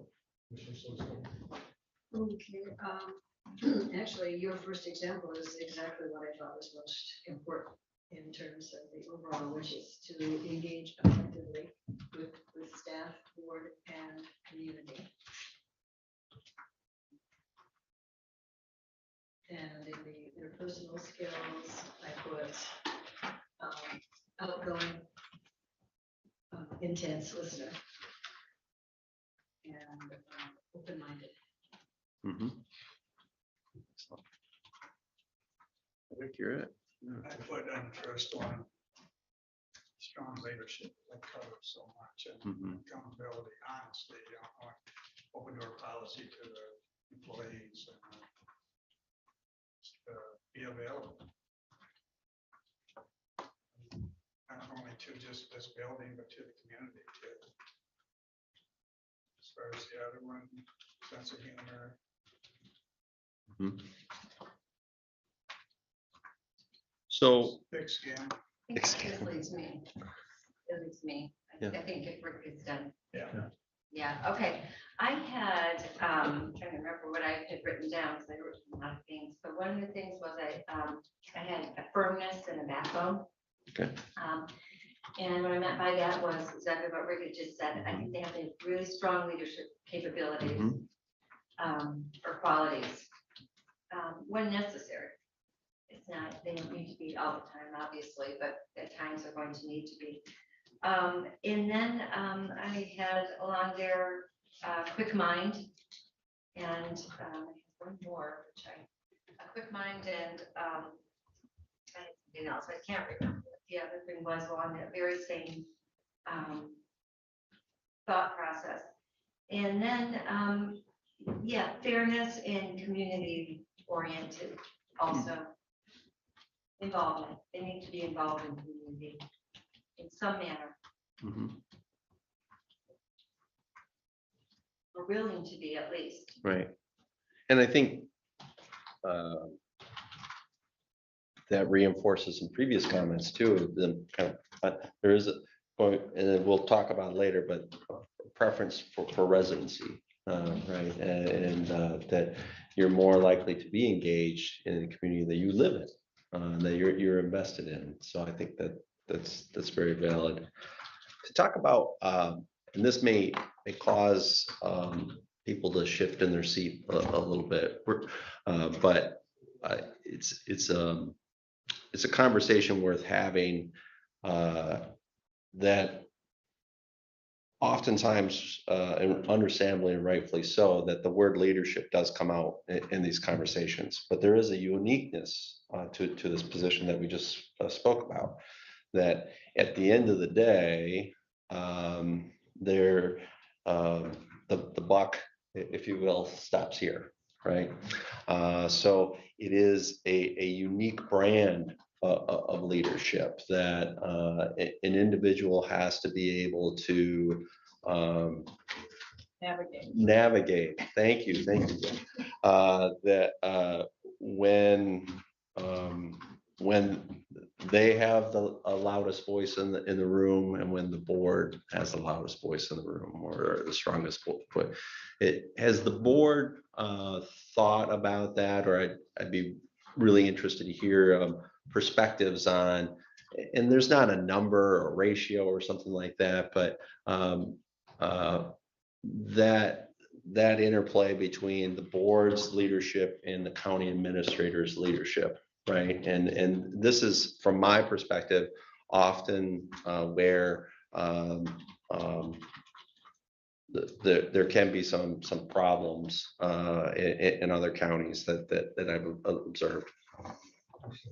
I don't know what the formula is, but There's no right on answer. the list of requirements, I would like somebody that has successful board experience, working with boards. Because it's quite different working with boards and supervising staff. You gotta be able to do both. And I would give preference to somebody that comes here with proven good experience working with boards. Mhm. Positive board experience. And so I don't disagree, but is your thought process on any side of it? So have they said on their local,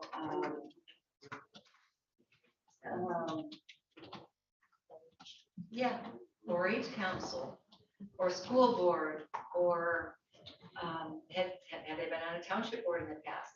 Or have they had boards under them? As long as they have some kind of board understanding and experience, is that kind of what we're looking for, in your opinion? Yeah, I'm asking his opinion, if that's okay. me personally, I'd like them to have both, but I think it's critical that they also have reported to the board.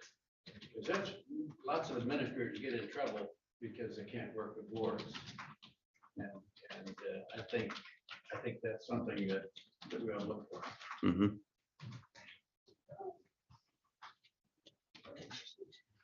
When I think about leadership, I think about the ability to listen intently, but then to be familiar with the community, with the needs of that board, that community in this particular case, and know when to provide suggestions for solutions that are workable, and knowing when to step back and realize that, you have inputted some important data to the board, but it's ultimately their decision. But I think it's important for any administrator to feel comfortable making suggestions, because as a policy board, it's one more piece of data that goes into the ultimate decision of what's the right thing for that particular issue, what's the right thing for that moment to do. Yeah, I mean, I guess, I think one thing they would have to be able to do is take criticism. I think that was mentioned, at the end.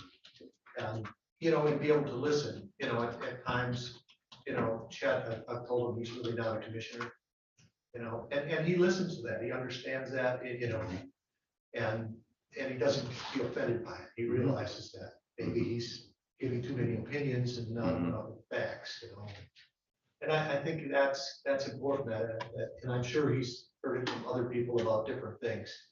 And it doesn't seem to faze him. I mean, I'm sure he takes it to heart, listens, and that's something I really would appreciate seeing in a person.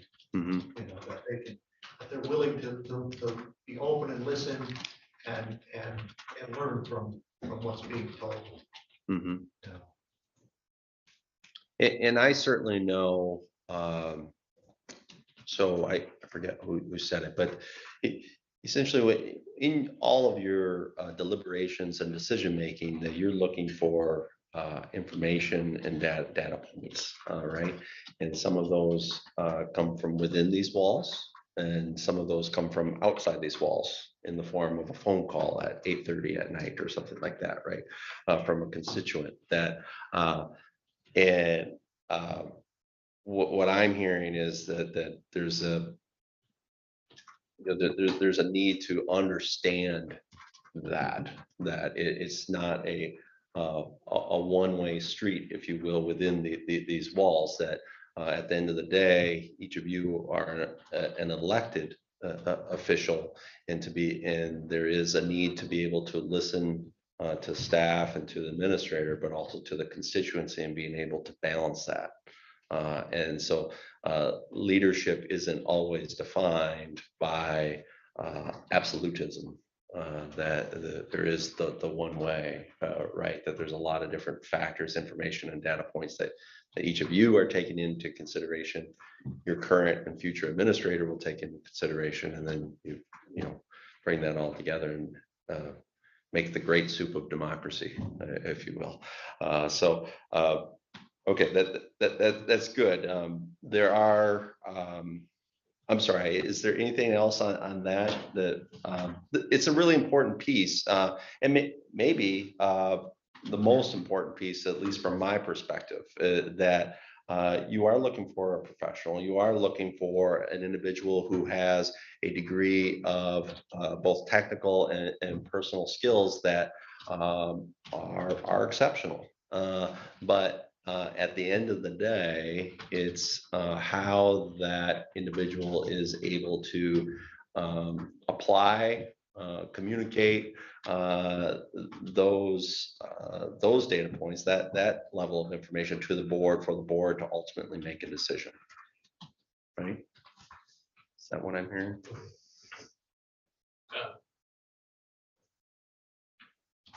The ability to network with people is Mhm. something that Chet brought to this county. He has people all over the state that he reaches out to.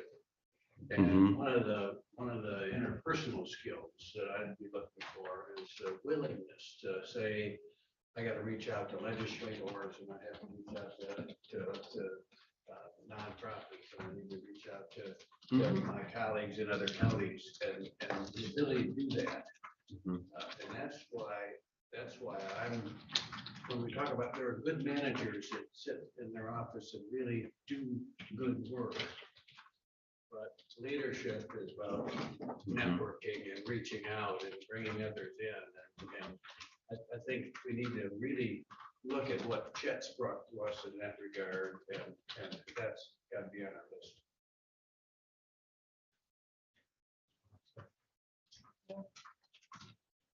There's a general agreement on that as well. So that ability to connect the county organization, both within the county and outside of the county. That's how I heard that. Would that be right? I think that's what he's trying to say. And you see that in a lot of successful people in leadership positions. They have learned, especially in today's age, with all the communication devices that are available. And I think that takes part of a personality to some degree to be able to do that. So it's a personality trait. But yes, I do believe that we need somebody that can connect across all platforms, to bring us information or to or resources. I just think it's a plus. Is it a deal breaker? Not necessarily for me, but they will have, any professional will have developed a certain skill level in that regard, because they know that it is of importance. And if I kind of parse that out a little bit more, I think I know the answer, but just to have a brief discussion on it. Life isn't binary. It's not ones and zeros, and but specific to this individual, that to lean more on that extrovert end of the spectrum as opposed to the introvert end of the spectrum. Would that be fair to say? I would say Chet's an extrovert. I would agree. So then you said last time the requirement was they had to be from Poland, so.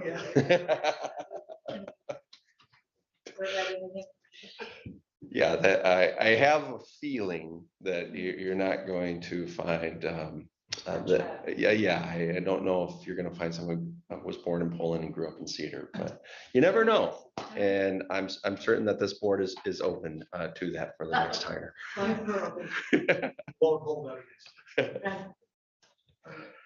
Okay, so that's helpful, and I think that also reinforces what has been stated previously, I believe by all of you. When it's gone. Yeah, okay, I just saw the flash. So that to look at to put importance in county government and the organization that is Leelanau County, but also to put importance in Leelanau County, to be able to look at the many different communities that make up the county and act as a real and potential connector between all of the great things that you have here in the county, whether we're talking about the geographic areas, the school districts, the service clubs, all of those types of things that he or she best get at the Polka Fest or else, right? Understand their national parks relationship. Right. Yeah, they have- That's they it. That's work an with excellent both of one. us too. Yeah. The other area of concern for me is contract negotiations with our unions. Right. Although I'm not involved with that directly, but I think that it's going to be vitally important that they have a clear understanding of how unions work, and hopefully have some sort of experience with negotiating union contracts. Right, right. And going back to that marketing packet, what I am envision that we will do is essentially divulge that information. So specific to Leelanau County, while you have 6 different unions, 3 of them are public safety, right? I'm doing my best to know my own. Yeah. 5. So yeah, so even though it's 5, there's some similarities there, but to be able to talk through that, I think is important. Great comment, and I blanked on that, but to have an understanding of National Park Service, that certainly bodes well for Leelanau County too. So, or just to understand that it's a significant land use within the county. And don't forget, we have our tribal nation. And the tribal nations. Thank you. So, you know. Yes. It may be unique by having those 2 here. Yeah. Yeah.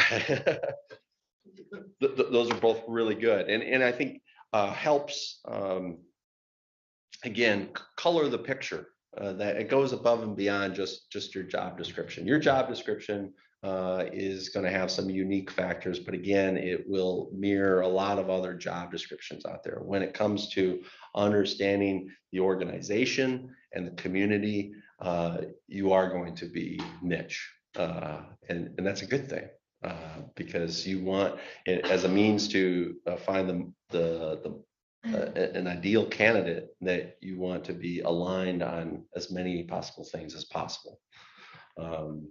So that's great information.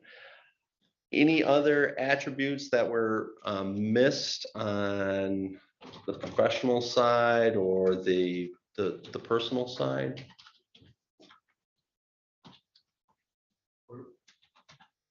Experience in budget preparation. Mhm. Experience with working with attorneys. I think those both would be. I prefer some experience, proven experience in the human resources field.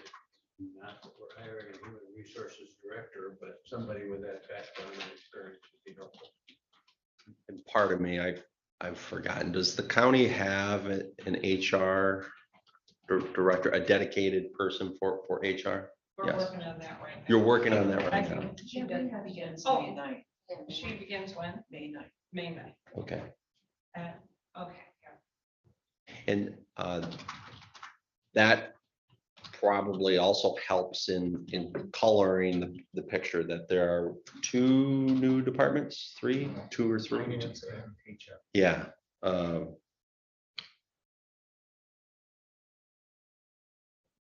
Okay.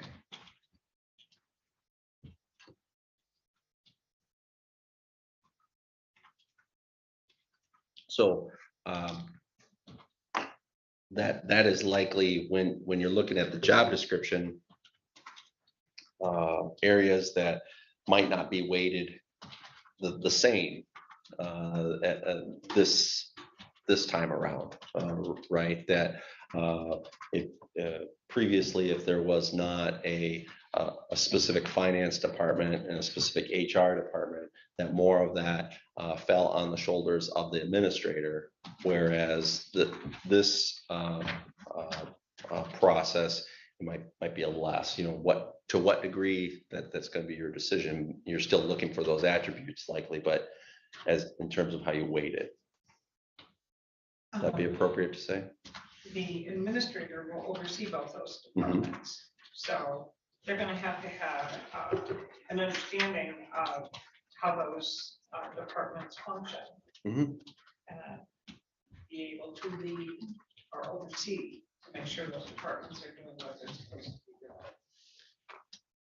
And I'm looking for it here, the supervises piece. How many current direct reports are there to the administrator?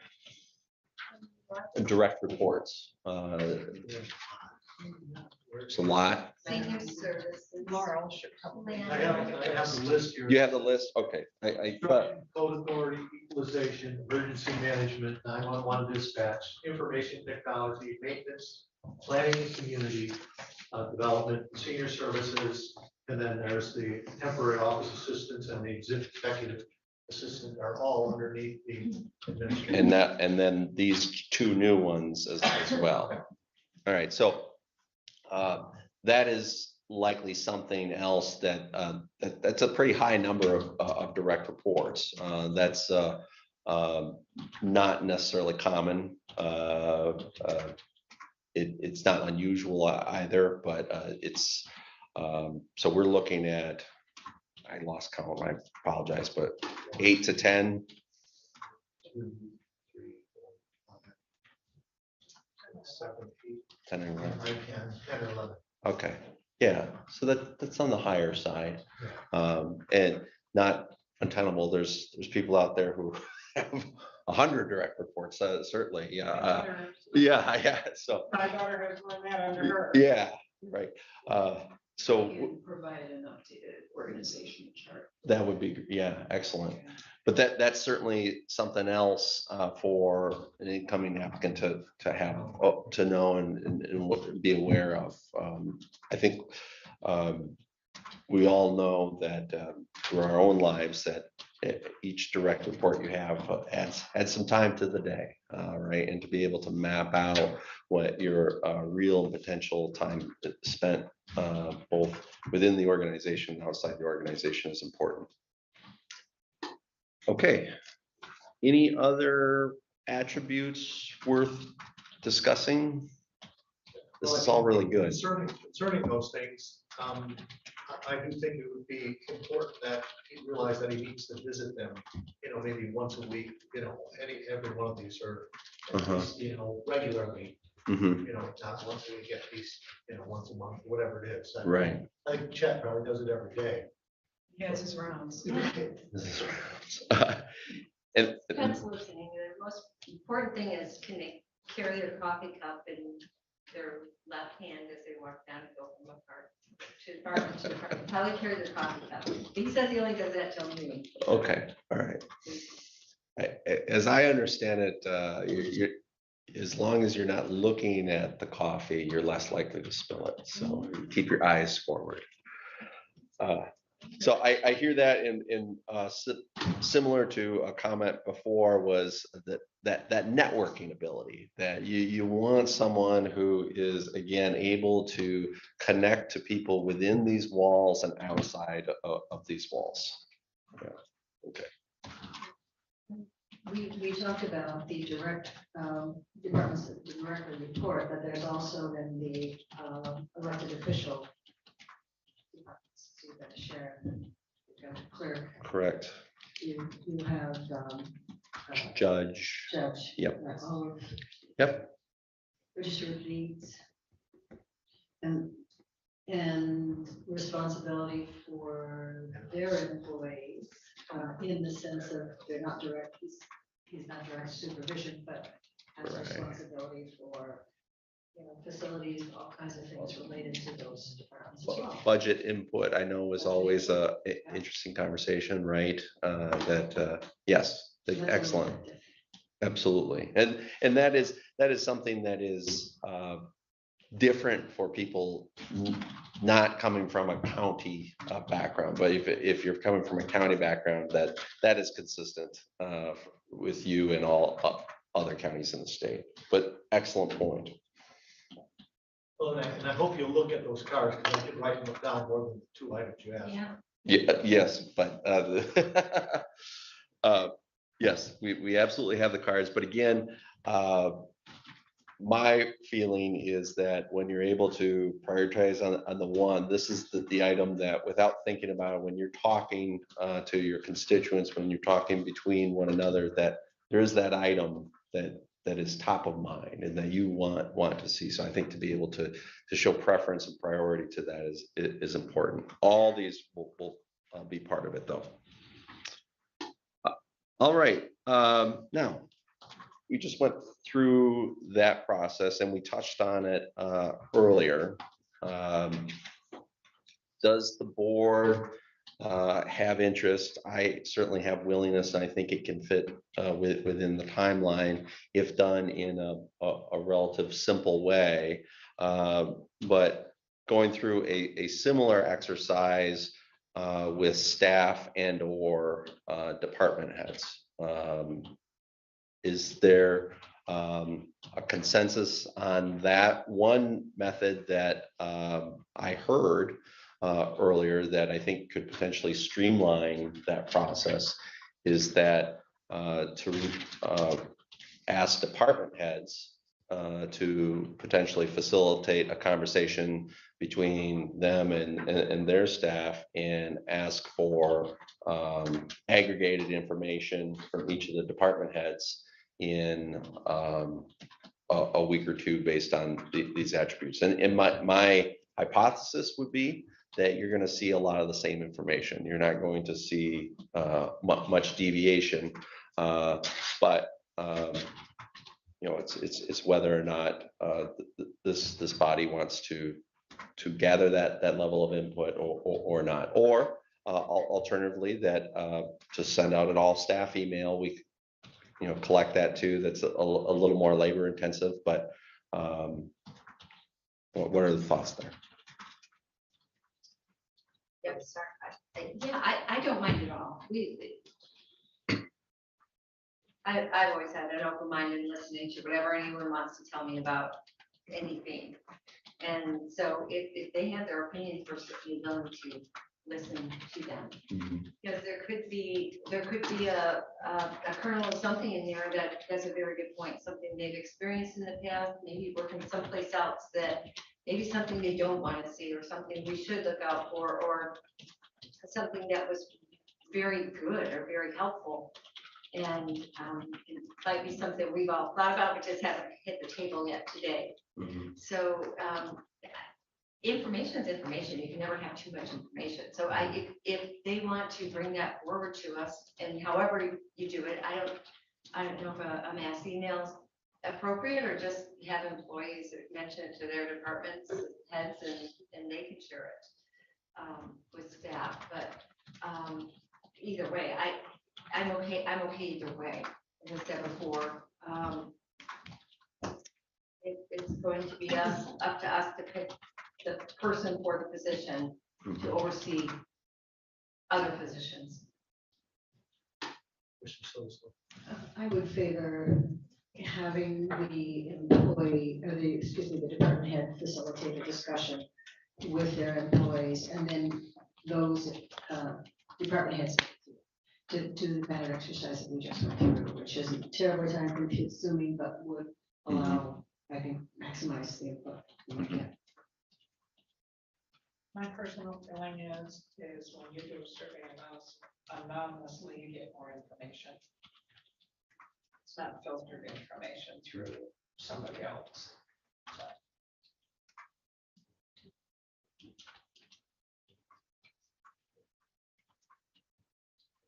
I'm comfortable either way.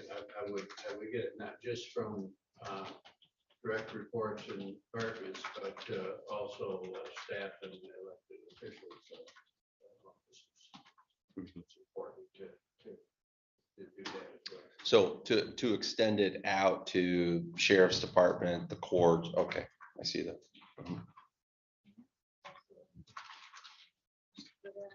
Drain Any commissioner. other comments? No? No? I hope you understand what that is. Yeah, I think, so my own personal opinion in thinking about this county and in most counties actually that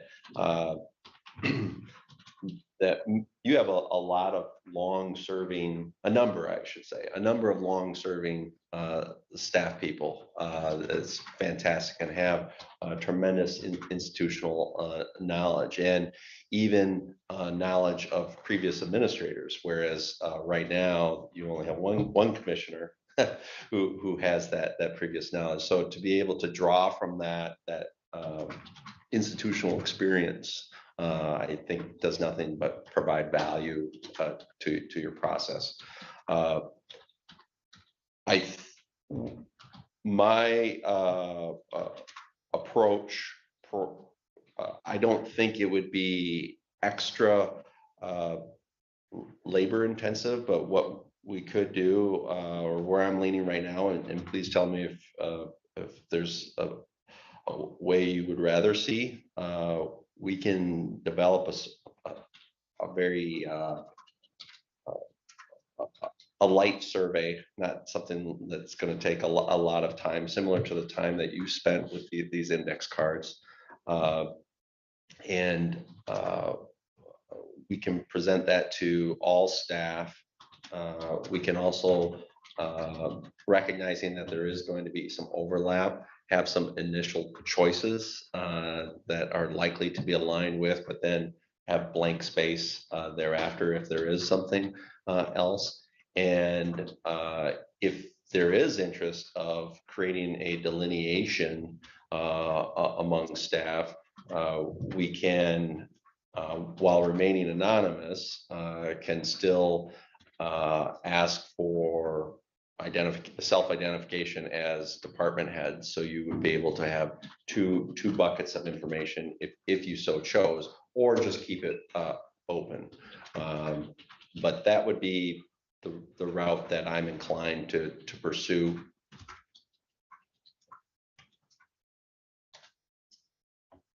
No, it's fine. It sounds a little more complicated than I thought it should be. Yeah, If you're willing to do it. that's the public sector. All right.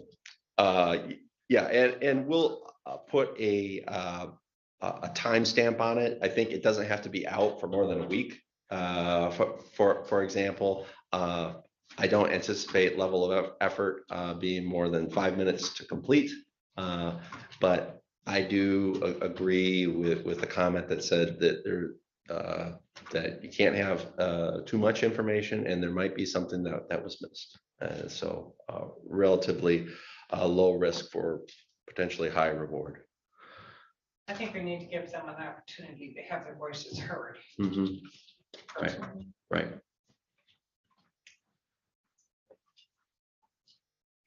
Well, then you want to look at another date for the next meeting?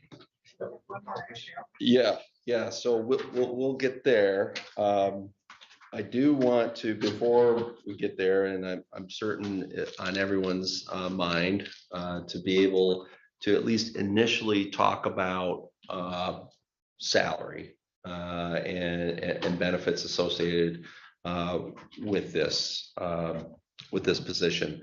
That Chet provided an average of some similar, I believe these are all, yes, up north, well, I'll lovingly call up north counties, to use as some information in those, in that conversation. Also, as part of that conversation, and Commissioner Lautner mentioned this previously, discussion around willingness on things, relocation expenses, housing, travel, all of these things that are available to your decision making, but will have to include within any applicant package. So has, I guess I'll leave it there, and maybe just to start with that base salary. Is there a range that that the board would like to discuss and move toward with some decision? Checks on that, or I did have this you send it? form here. Is this what you're talking about? This is what was provided to me. I can give it to you. Yeah, we had it. It's 2 pages. I know there was in the enterprise, it talked about the average for Northern Michigan was 89,000 something, Mhm. you know, so that's, We're in the range, where's? yeah, Chet's at 92. That's what I wrote down from the last meeting. Mhm. So we're, you know, higher than the average, but Mhm. not the highest, obviously.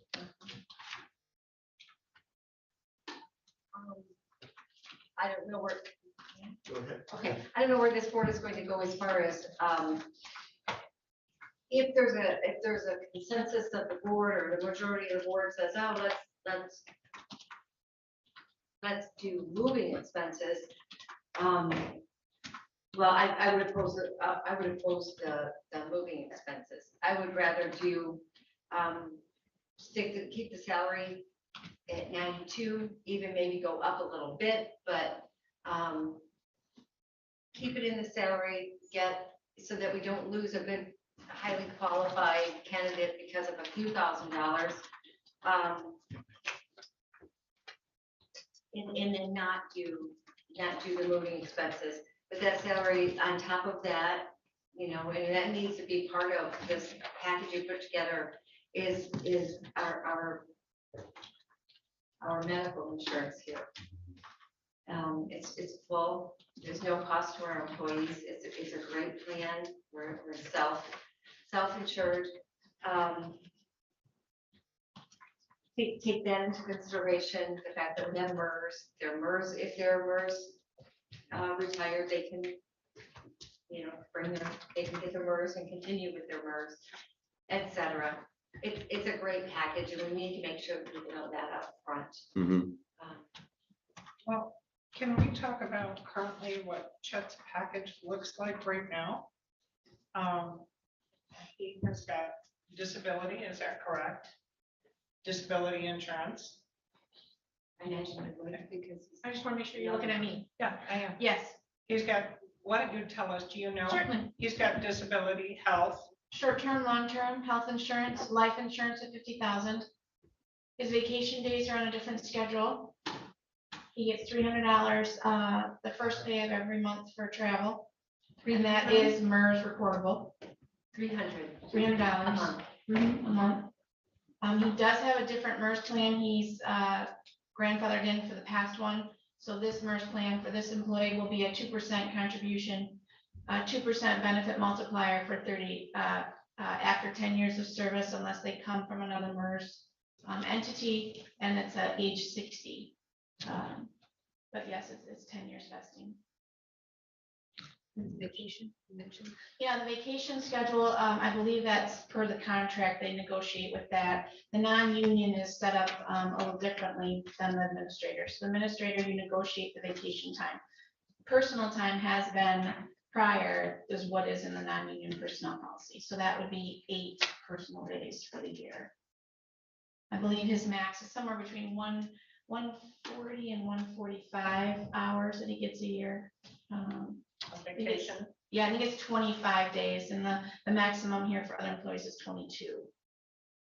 But I'd have to go back and look at his record, but yeah. So disability is short and long-term, Mhm. healthcare. Yep. Life insurance, Mhm.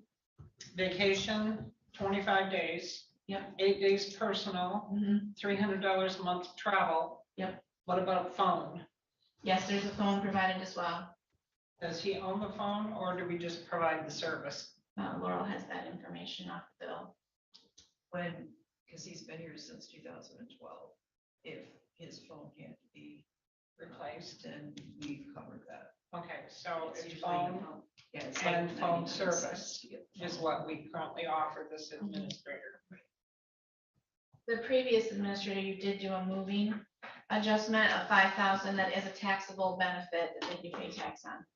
If you offer a living expense, it's a taxable benefit. And does the county administrator here have a county vehicle? No, that's what the allowance for. Okay. Yeah, I think that's $300. I agree with Commissioner Lautner. I would prefer to have the salary be higher and not the moving expense. And I also agree that we don't suggest we can renegotiate. We all need to agree to that, so no one says we can renegotiate the salary. You know, that just causes more trouble. Once we've set the salary, I think we have to stick with that.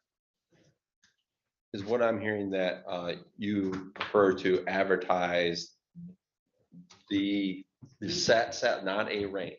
Okay. Nobody's gonna come in and say, well, your range is 85,000, I'll take that. I mean, that is. Right. You're gonna wanna know where they're at. I just want to be clear. As we all know, you see these types of things, anything from commensurate with experience and no answer to a range to something very specific. So it's choose your own adventure, of course. Gotcha, okay. So is it fair to say when we talk about qualifications, skills, and so forth, I understand the desire to set a specific wage and not deviate. But my question is, once we drill down and look at what we're looking for in that person, how are we gonna know? I mean, we put ourselves in a box, we're putting ourselves kind of in a box. And I don't know if that's in our best interest. I think we should have something personally that says salary, a range more or less, but it will not exceed a certain top level. Because we're gonna ask for certain skill sets, and we're gonna have people that come before us, hopefully, that may have a higher skill set or an added skill set. And if we say, nope, it's 92, I don't care if you're here on the totem pole or here on the totem pole. So I want you to think about that. And I don't know what that number should be or what it should look like. I was actually gonna kind of reach out. I don't have that information in front of me. And I know I've looked at it, but I just don't have it with me today.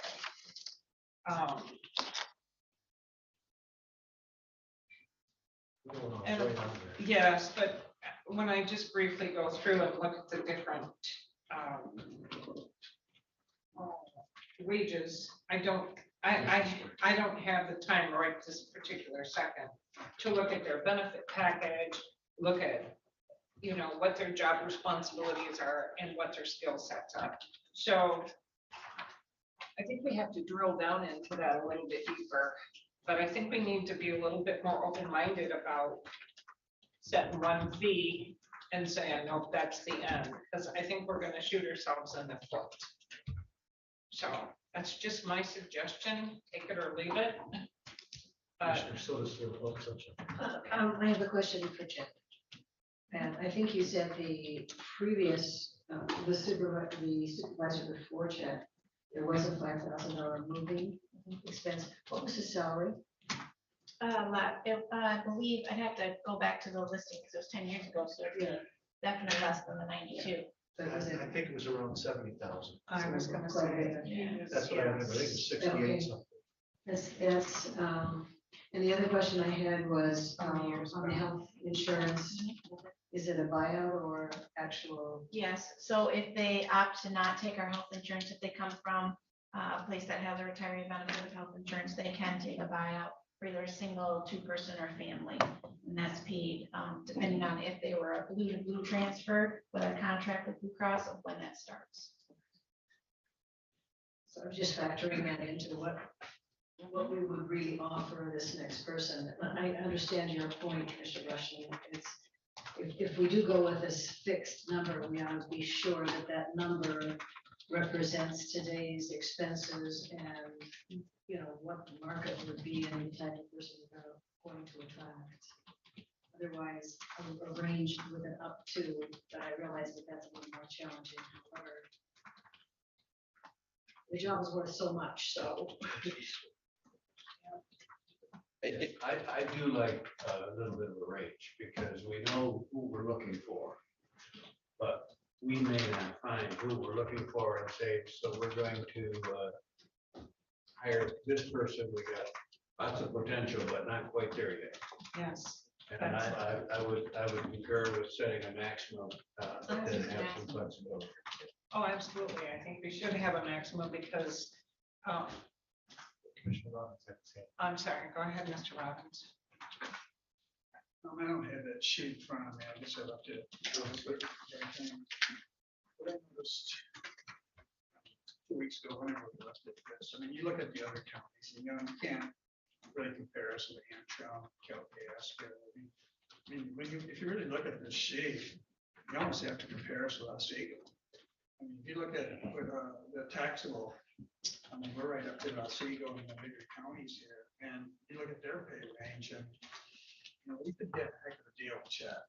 I mean, we're gonna be, at, you know, we're gonna have to be at 6 figures. And as far as the moving, I agree, I don't wanna spend it, but we can leave that door open, because I hate to get the right candidate and lose them because of $4,000 or $5,000 for a moving expense. So I don't think we need to shut the door. I think we need to keep that open. So, I mean, that's where we're at. I mean, when you really look at this, like I said, you just can't compare us to Lindsay or Crawford and Lake and some of these other challenges. Just, you know, look at the 2022 taxable. Look at what the, you know, we're right up there with us and some of these other big counties here. So. Well, I respectfully disagree for the reason of everything we've got to offer. We're Leelanau County, for heaven's sakes. We're, what do they say? We're the healthiest county in all of Michigan. This is the #1 destination for people to want to move here to. We've got everything we talked about that we've got to offer to Leelanau County. The salary range we've been talking about is I know it's double what a lot of people are making living in this county now. And I think it's fair, especially when you take everything that we've said this package includes into consideration. This is like the, I don't know, from what I hear from people, this is the destination spot. They want to come here. I don't know if, you know, I'm sure Calcasieu, love Calcasieu, but I don't think people are just dying to move to Calcasieu. But they're dying to come move to Leelanau County. That's my thought. Truly, I understand where you're coming from, but look at the presentation that we just had, the cost of living here. You know, you look at our salary here. Well, You know, like I said, there's a lot of people living on a whole lot less with this very same I cost of living understand, here. you know, you and I butt heads, but you know, it's a great place to live. We have a great benefit package, but you still have to put food on the table. I was wondering if staff, internal staff here can provide for the board the dollar value on the existing benefit package. So if it's a $10,000 benefit package, a $30,000 benefit package, we would know what that figure is. Sure. The other thing is, I would like to suggest, you know, we talk about moving expenses, whatever. Let's go back to if we're looking at a range, okay? And I would not suggest we put moving allowance in the request for applications. However, it should also not be taken off the table because it's a tool that we can use. We can say, okay, we're gonna give you $89,000 annually for the positions, but we'll throw in $5,000 to move you. As a negotiating tool. So annually, you're paying less. Upfront, you're paying $5,000, but if we're gonna give them a $30,000 benefit package and a wage of $101,000, then, so this is what I'm saying. We have to figure out the process. Is it gonna be a flat price? Is it gonna be a range? If it's a range, what tools do we have to negotiate with? If we want to, bring this person on, we also have to understand the benefit package. As Commissioner Lautner said, it's a pretty good benefit package. How does that compare to other benefit packages out there for a person who is a professional, in an administrative position today? We have to look at those things, and we don't have that information in front of us. And I'm just trying to think logically here so we can get over these little humps. Does that make sense? It does. Specific to everyone has the surge. We do a salary, wage and comp survey for counties every year. And we always run into this, is that, so you have these different titles that are shared among a variety of different counties, county administrator being most prominent. But getting to that apples to apples conversation is very difficult because the job description itself is so different. You may share a title, but every county is so different that it's challenging. Now, what that does, and you hit the nail on the head, and actually as an agency, we do this, and I think is an advantage to most public sector type of processes, is to look at the salary, of course, but to be able to also demonstrate what total compensation is, that you are a more benefit heavy organization, especially when you compare it to the private sector, and to be able to put value to that. That makes all the sense in the world. But there are a couple of three variables I can think of that are different from, even if you had this conversation a year or 2 years ago, some unique to this county and some they're just market wide. And one we already spoke about is that across all industries, including in the public sector, that there is a tremendous labor shortage.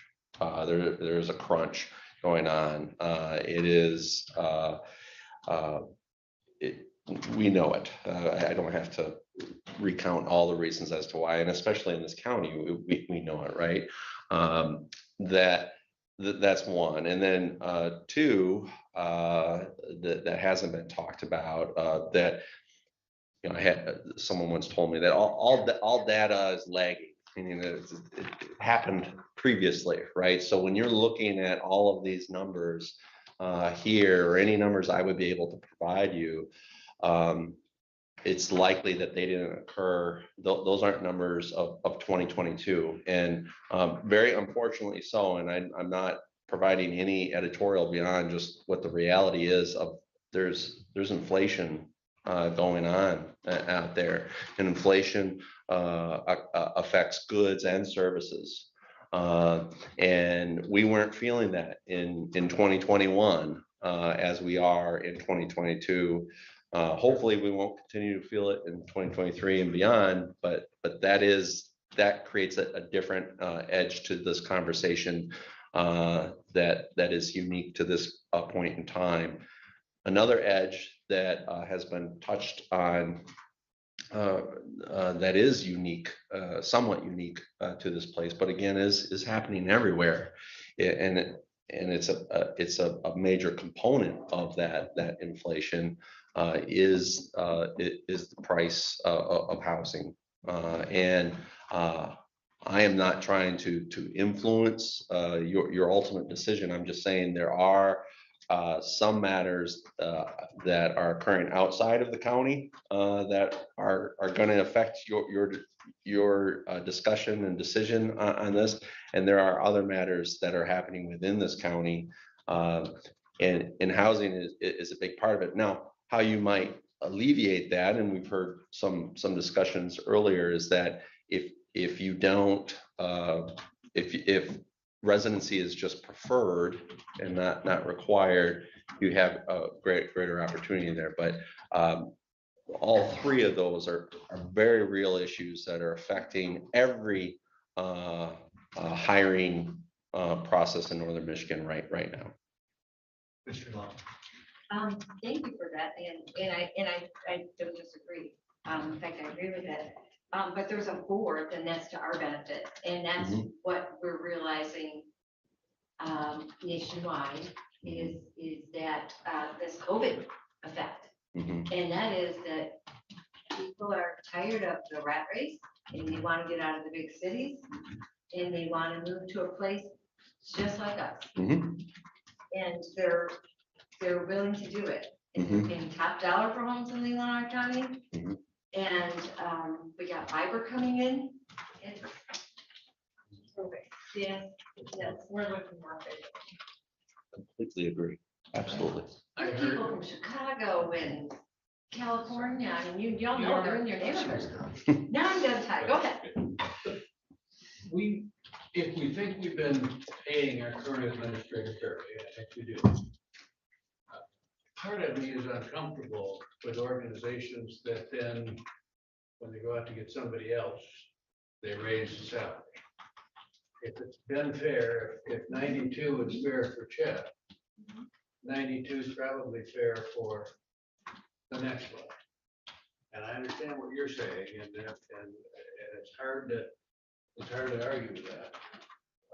But I would be uncomfortable with boosting it much higher than we're currently willing to pay the person that we've said has been outstanding. I think that's a very valid point. However, that individual had their home here, has long-term roots in this community, and was not facing that kind of inflation that we are now looking at. The picture has changed markedly, and we probably should have increased that person's salary before now. However, I think it's a different picture, and we have to take that into consideration. I don't think Chet would even take it as an insult. I think he would probably be more of a mind to say, yeah, you need to look at things. I agree with you, Ty. I guess what I'm looking at is, since you said with me on finance, I mean, we're way below on all these others, so. And when I look at 6 figures for the administrator, we're bringing everybody else up, so I think we need to bring that up too. I wanted to agree. Patricia took the words out of my mouth that the administrator purchased his home how many years ago? And his home is probably paid off. So he doesn't have that housing expense.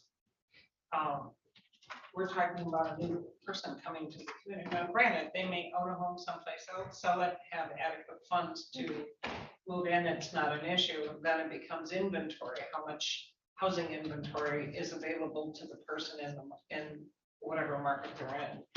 So for me, I prefer to set a range. I don't really care where you go with the range, one way or the other, around Chet's wage. Little bit up, little bit below it, I'm fine. But I don't want to see us shoot ourselves in the foot. So. Right, I mean, I guess I look at it as a total package, and I think we offer probably the best total package on this page of all these administrators. And if we're going to continue to do that, I think that we have the right wage scale. We're above the medium, and you can pick numbers. You look at the population, we are almost, like the fourth lowest population in this whole chart. So, so I think we're doing more than adequate, and I think that if we set, I like the idea of setting a range, and I think that if we keep it near the maximum that we're paying now, I think that's an honest, fair way to do it. But I do think we have to include the entire package. I don't see anyone that offers 12 personal days that I can see and 25 vacation days. It's just that's a package that I don't know that there's another one in here even close to it. There's one that's 25 and 10. Does that sheet give you their paid vacation time and paid all that?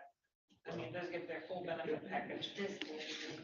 It just gives you the days. Just the day. That's what I look at. It doesn't give you the amount. Can you drill down into that information a little bit better for us? Because we do have a pretty lucrative compensation package. So to be fair, maybe somebody who's making $98,000 on the list doesn't have a $30,000 benefit package. Right. And I think we really need to know that. I can provide some anecdotal evidence, but given the time frame, I don't think I would be able to get total compensation figures from each of these counties.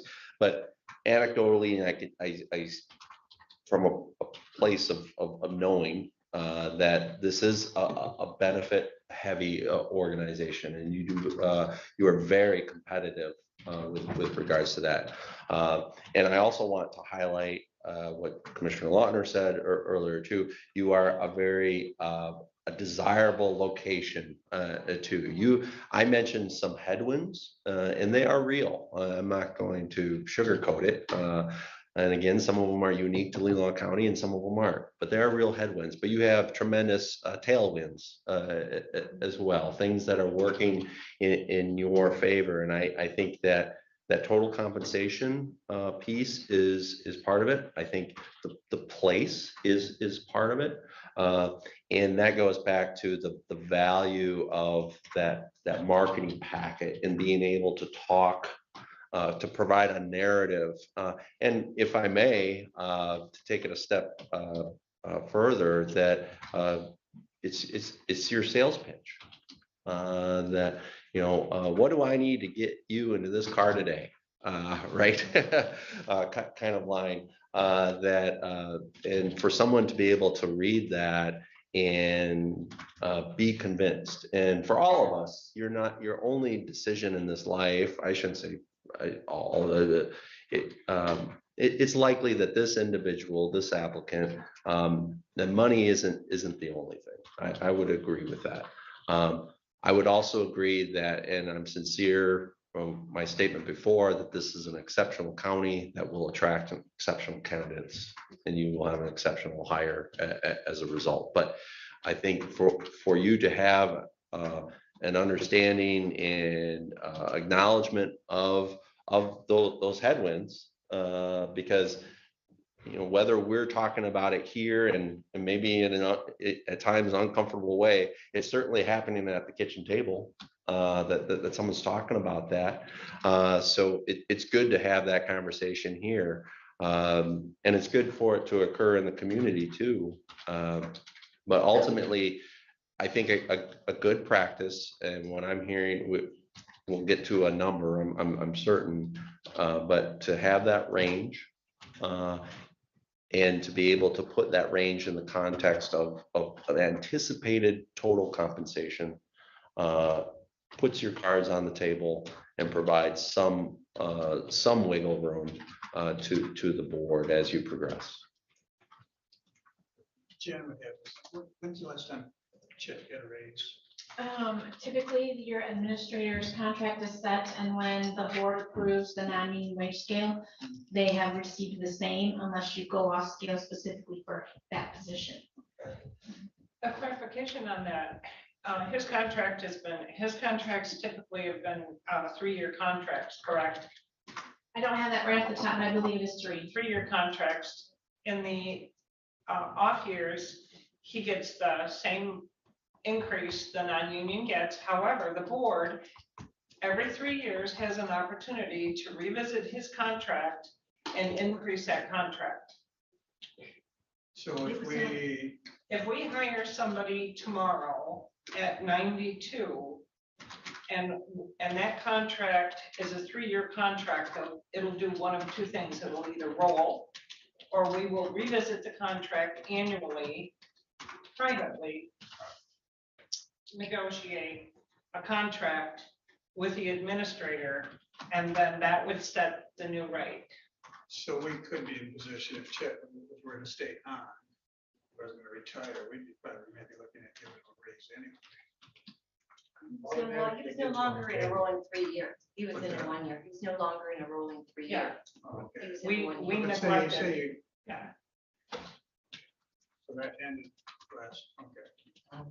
It ended in 2021, When- his contract. Yeah, when we negotiated the contracts with the unions and we gave them, I think it was 3.5%. Yeah. Or 3.25, which was it? It's 3.25. Then Chet at January 1st got the 3.25 raise. So that's when we give it to the non-union, then he gets it automatically. So every year he's got a raise. But then at the end of this 3-year contract, was he negotiated? We have He the could, but opportunity. we haven't. He has We said no. never. Okay, Yeah, so, he okay. has. Yeah, he's not asked for it to be renegotiated, and so it hasn't been. But that is the way this particular contract is written now. However, we write the next contract, it could be a whole different set of circumstances. He may not get an annual non-union raise like Chet does. And he may negotiate a different number. He might, or we might offer 2% for first year, 2.5% the next year, and 3% the following year. I mean, there's a lot of different ways you can write that contract. So we've been fortunate that he just hasn't asked for a raise, he's just been going with the 3%. He's been going with whatever the non-union, but those were during lucrative times. We got to think about, just like you said, we have inflation that's coming. We have a lot of things. So it's how the contract is going to be written for the administrator is going to be key. That's another issue. And I think, Commissioner Westphal, one time you brought up Chet giving him a raise, and he refused it. He said he didn't want to. He's very happy with the salary he's got and the package. So, I mean, it was brought up, and he didn't want it. He wasn't asking for it. He didn't want it, and so we dropped it. You know, so I mean, he felt it was more than adequate. He was very happy. So I mean, that at least says something to me about the contract that we have for him, that we are not blind. So I want to be respectful to the anticipated schedule and next steps. And this is important conversation and one that you don't need to have decision on today. But I think that I've heard some general parameters on how at least this is addressed within the job description and marketing packet. So I would suggest a couple of different things here is that one, that we set today our next meeting. And then at that next meeting, I would see at least 3 deliverables that by that time we should have complete the staff survey that was discussed. At that time, I would be able to put together what I'll lovingly call the bones of this marketing package and job description. And then 3, to have some suggested a more granular schedule moving forward, that then instead of setting the next meeting date at each one of these meetings, that we understand the next 3-4 months. that would be my suggestion to, and that fulfills all of the bullet points and what I was at least looking to accomplish today. Does that seem agreeable to you? And it seems like the next time we meet for this, it ought to be a special meeting so that we can make decisions. We can make. Are we there yet? Well, I think we're gonna probably have to set the salary, make some decisions about, I think, like he's saying, 3 decisions that we'll have to make. So I would think it would have to be a special meeting to make those. Okay, let's go back to the deliverables. These are the things that you're gonna do. Yes. Okay, and with that, what we need from staff is the value of the benefit package. Mhm. But we could, even if it weren't before, you can just put a placeholder too, and Okay. you know, so I'm sure we'll get that. I'm sure they can come up with that. Yeah, I was so impressed with how everything was just. Yeah, I appreciate that compliment. Yeah. The one thing I did just want to mention is did you wanted to give me a salary range? You know, if you want to start out at, let's say something, if you're looking at 88 and you're going to 92 or 95. There's some comparable. Yeah, it gives me the low and the high, so I can give you what the MERS rate will be. I can do a single, a family, a 2-person on the insurance. And the wage is also represented within the short-term, long-term of the percentage of that rate as well. So the higher the pay, the higher the rate of the disability insurance, if that makes any sense. So if we do a range, say from 90 to 100,000 in $1,000 increments, that'll kind of give us a ballpark. Will that work? I was thinking 95 to 100. No, I would say 90. 90, because we don't know the applicant we're gonna get or decide on, or what their level of skill is, or how many years of experience they have. You know, Chet's making 92, but if you get somebody that has less experience, are you gonna pay him the same? Are we gonna get that kind of person? Probably not, but we might. All this is information. Yeah. No, I guess the other factor we have to bear in mind is what is the job worth? If it's worth 92, then that might be the minimum amount that we start with. I'm not opposed to going 90 to 100 just to look at all. Look have at the the information. information, that's all. But I think we bear in mind, what is the job worth? Are you going to, it's sort of like sometimes when women get paid a certain amount and men get paid a certain amount, and that amount is different, they're doing the same job. Well, the other thing you have to remember too, depending on the skill set of that person coming in, you got a contract.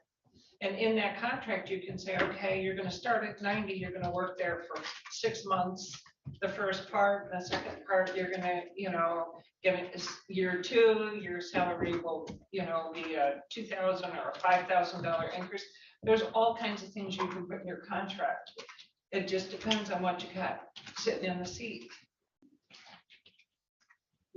You know, and I look at it as the salary we're paying him is for someone that's got 10 years, 20 years experience working with boards or more. And so we're, you know, that's where, I mean, if someone has that kind of experience, they would get the 92,000. If they don't, it'd be less, because I was actually thinking 93 is the top, or maybe 94. You know, we started 89. Just because to compare anybody we're hiring, you know, to start at 93 or 94, I would see they would have to have 20 years experience like Chet. You know, that's how I look at it, but you know, because otherwise I just say that if someone doesn't have that experience, should they be getting the maximum pay we're offering? It's a different way to look at it. So if we go 90 to 100, that doesn't mean we're going to set that as the salary. At least I would go that way. Because I'm looking at 94 or 93 to anyone who's, you know, equivalent to Chet. We'll be making 95 come January. Next January. Right, yeah, so we need to. Yeah, so yeah, okay, so That's a good point. Yeah, we need to think about that. That's another 6 months out, but Run the numbers anyway, Jen, just to make me happy. Will do. Thank you, Jen. You're welcome. Anything else? Just a date. Yeah, if we could work toward a date, I feel that I have enough to prepare then for that date, and because it's a special meeting, and because of the expectations of that meeting, I want to make sure that you have materials in hand before the meeting. So I would think it has to be at least 2 weeks away, so if Friday works, it'd be the 13th. The 18th or 19th is good for me. Either one of those days for me. Either one? I wouldn't be able to do the 13th unless you're agreeable to a 3 and 5-year-old here. I could bring a 2-year-old and a 1-year-old. Okay, well, let's do it We then. can take them down to senior services. Sure, I'd love that. They would love that. That next week, So are all Fridays out for you? they're not out for me. However, the 20th would be, but in general, they're not. But the 13th and the 20th, just based on previous commitments. Well, what days are available? So if we're looking at that the week of the 16th, I have spots 16th through the 19th. Well, our regular Board of Commissioners meeting is on the 17th. That's our evening meeting. Right. So if we're gonna, So that would be, we'll be here. later in the afternoon on the 17th is what I'm hearing. Yeah. That works for you. 2 or 3 o'clock. They're usually looking Two. at 2 o'clock, would that work? Is it gonna be, Is that do we need too 4 long? hours? No, I don't believe you will need 4 hours. that. Okay, Maybe 2 o'clock. 3 would be better than. 3. 3 will give you 3 hours. Is that gonna work on your schedule though? I kind of got a sense you were suggesting two, because that might work a little better for you. I'm looking, this 4 is, o'clock. this is as everyone here knows, that I'm looking at my wife's schedule, and so she has a board meeting at 4, but I think I can make 3 o'clock work. Thank goodness for grandparents. Thank you, grandparents. Thank you, Renee. Yes. Thank you all, grandparents. The 3 o'clock, I'm thinking. On May 17th. We're getting this service for nothing. I think we ought to do 2 o'clock.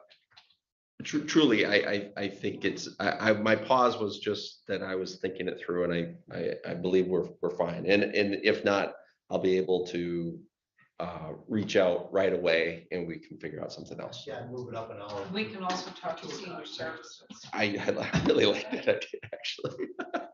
Informed. Informed. Just informed. Yeah, 3 that's- o'clock that'd be- on the 17th. Do we want to go another day ahead, another meeting after that, or just do one at a time? I'm sorry. Do you want to just go one at a time?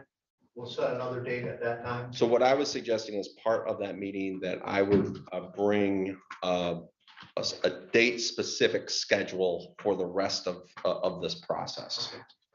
For you to look at and hopefully approve Or change. change and approve. And that is a special session. Yes. Still glad to get 3 signatures. And just working backwards, computer is not agreeable right now. So we'll get that staff survey out, and I want to make sure, is there internal policy and or preference to these materials that will be associated with the meeting on the 17th, that they're in your hand? Is it a week? Is it 5 days? What is, I don't think we have, you don't have anything? We try to get it so they can review it. Absolutely. no. So we'll shoot for a week. And, If we can have it like, say, the Thursday before our Okay. meeting date, if that works. Yeah. Thursday or Friday, okay, that'll give us a couple of days to. and for it to go out with posting that way. Because if we have any questions, we'll still have time to either. Right. either call or call staff, Absolutely. either Friday or Monday. Yeah, That's what I'm thinking. excellent. That works great. If my computer worked. I thank everyone for their time. A little bit over time, but not a lot. Hopefully the ham sandwich It keeps. was just my guess. Yeah. This is early for us. Yeah. Right. We do have public comment at this time. No. Do we have any commissioner comments? No, thank you very much, Matt. Yeah. Thank you. Yeah. I appreciate it. This is fun for me at least. So I hope you're enjoying yourself. What a great process and I'm excited to be a part of it. Thank you. Well, thank you. Yeah, it's been very, I think it went very well. I appreciate it. And then we are adjourned.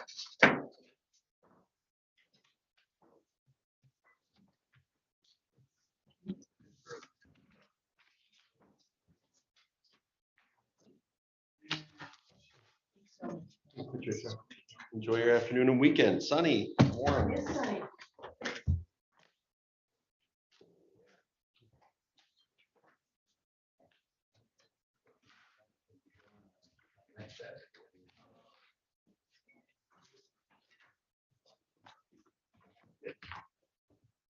Very good conversation. What? That's a very good conversation.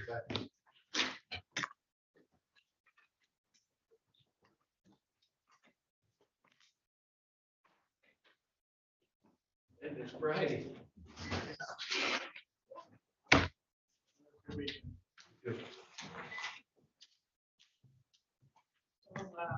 Kitchen. You're gonna be, are you gonna be going out to the kitchen all summer? Yeah. Okay, no, I'll. My I pleasure. got you. Maybe you won't get it till fall. Oh. Well, What's up to you? Oh. Yeah.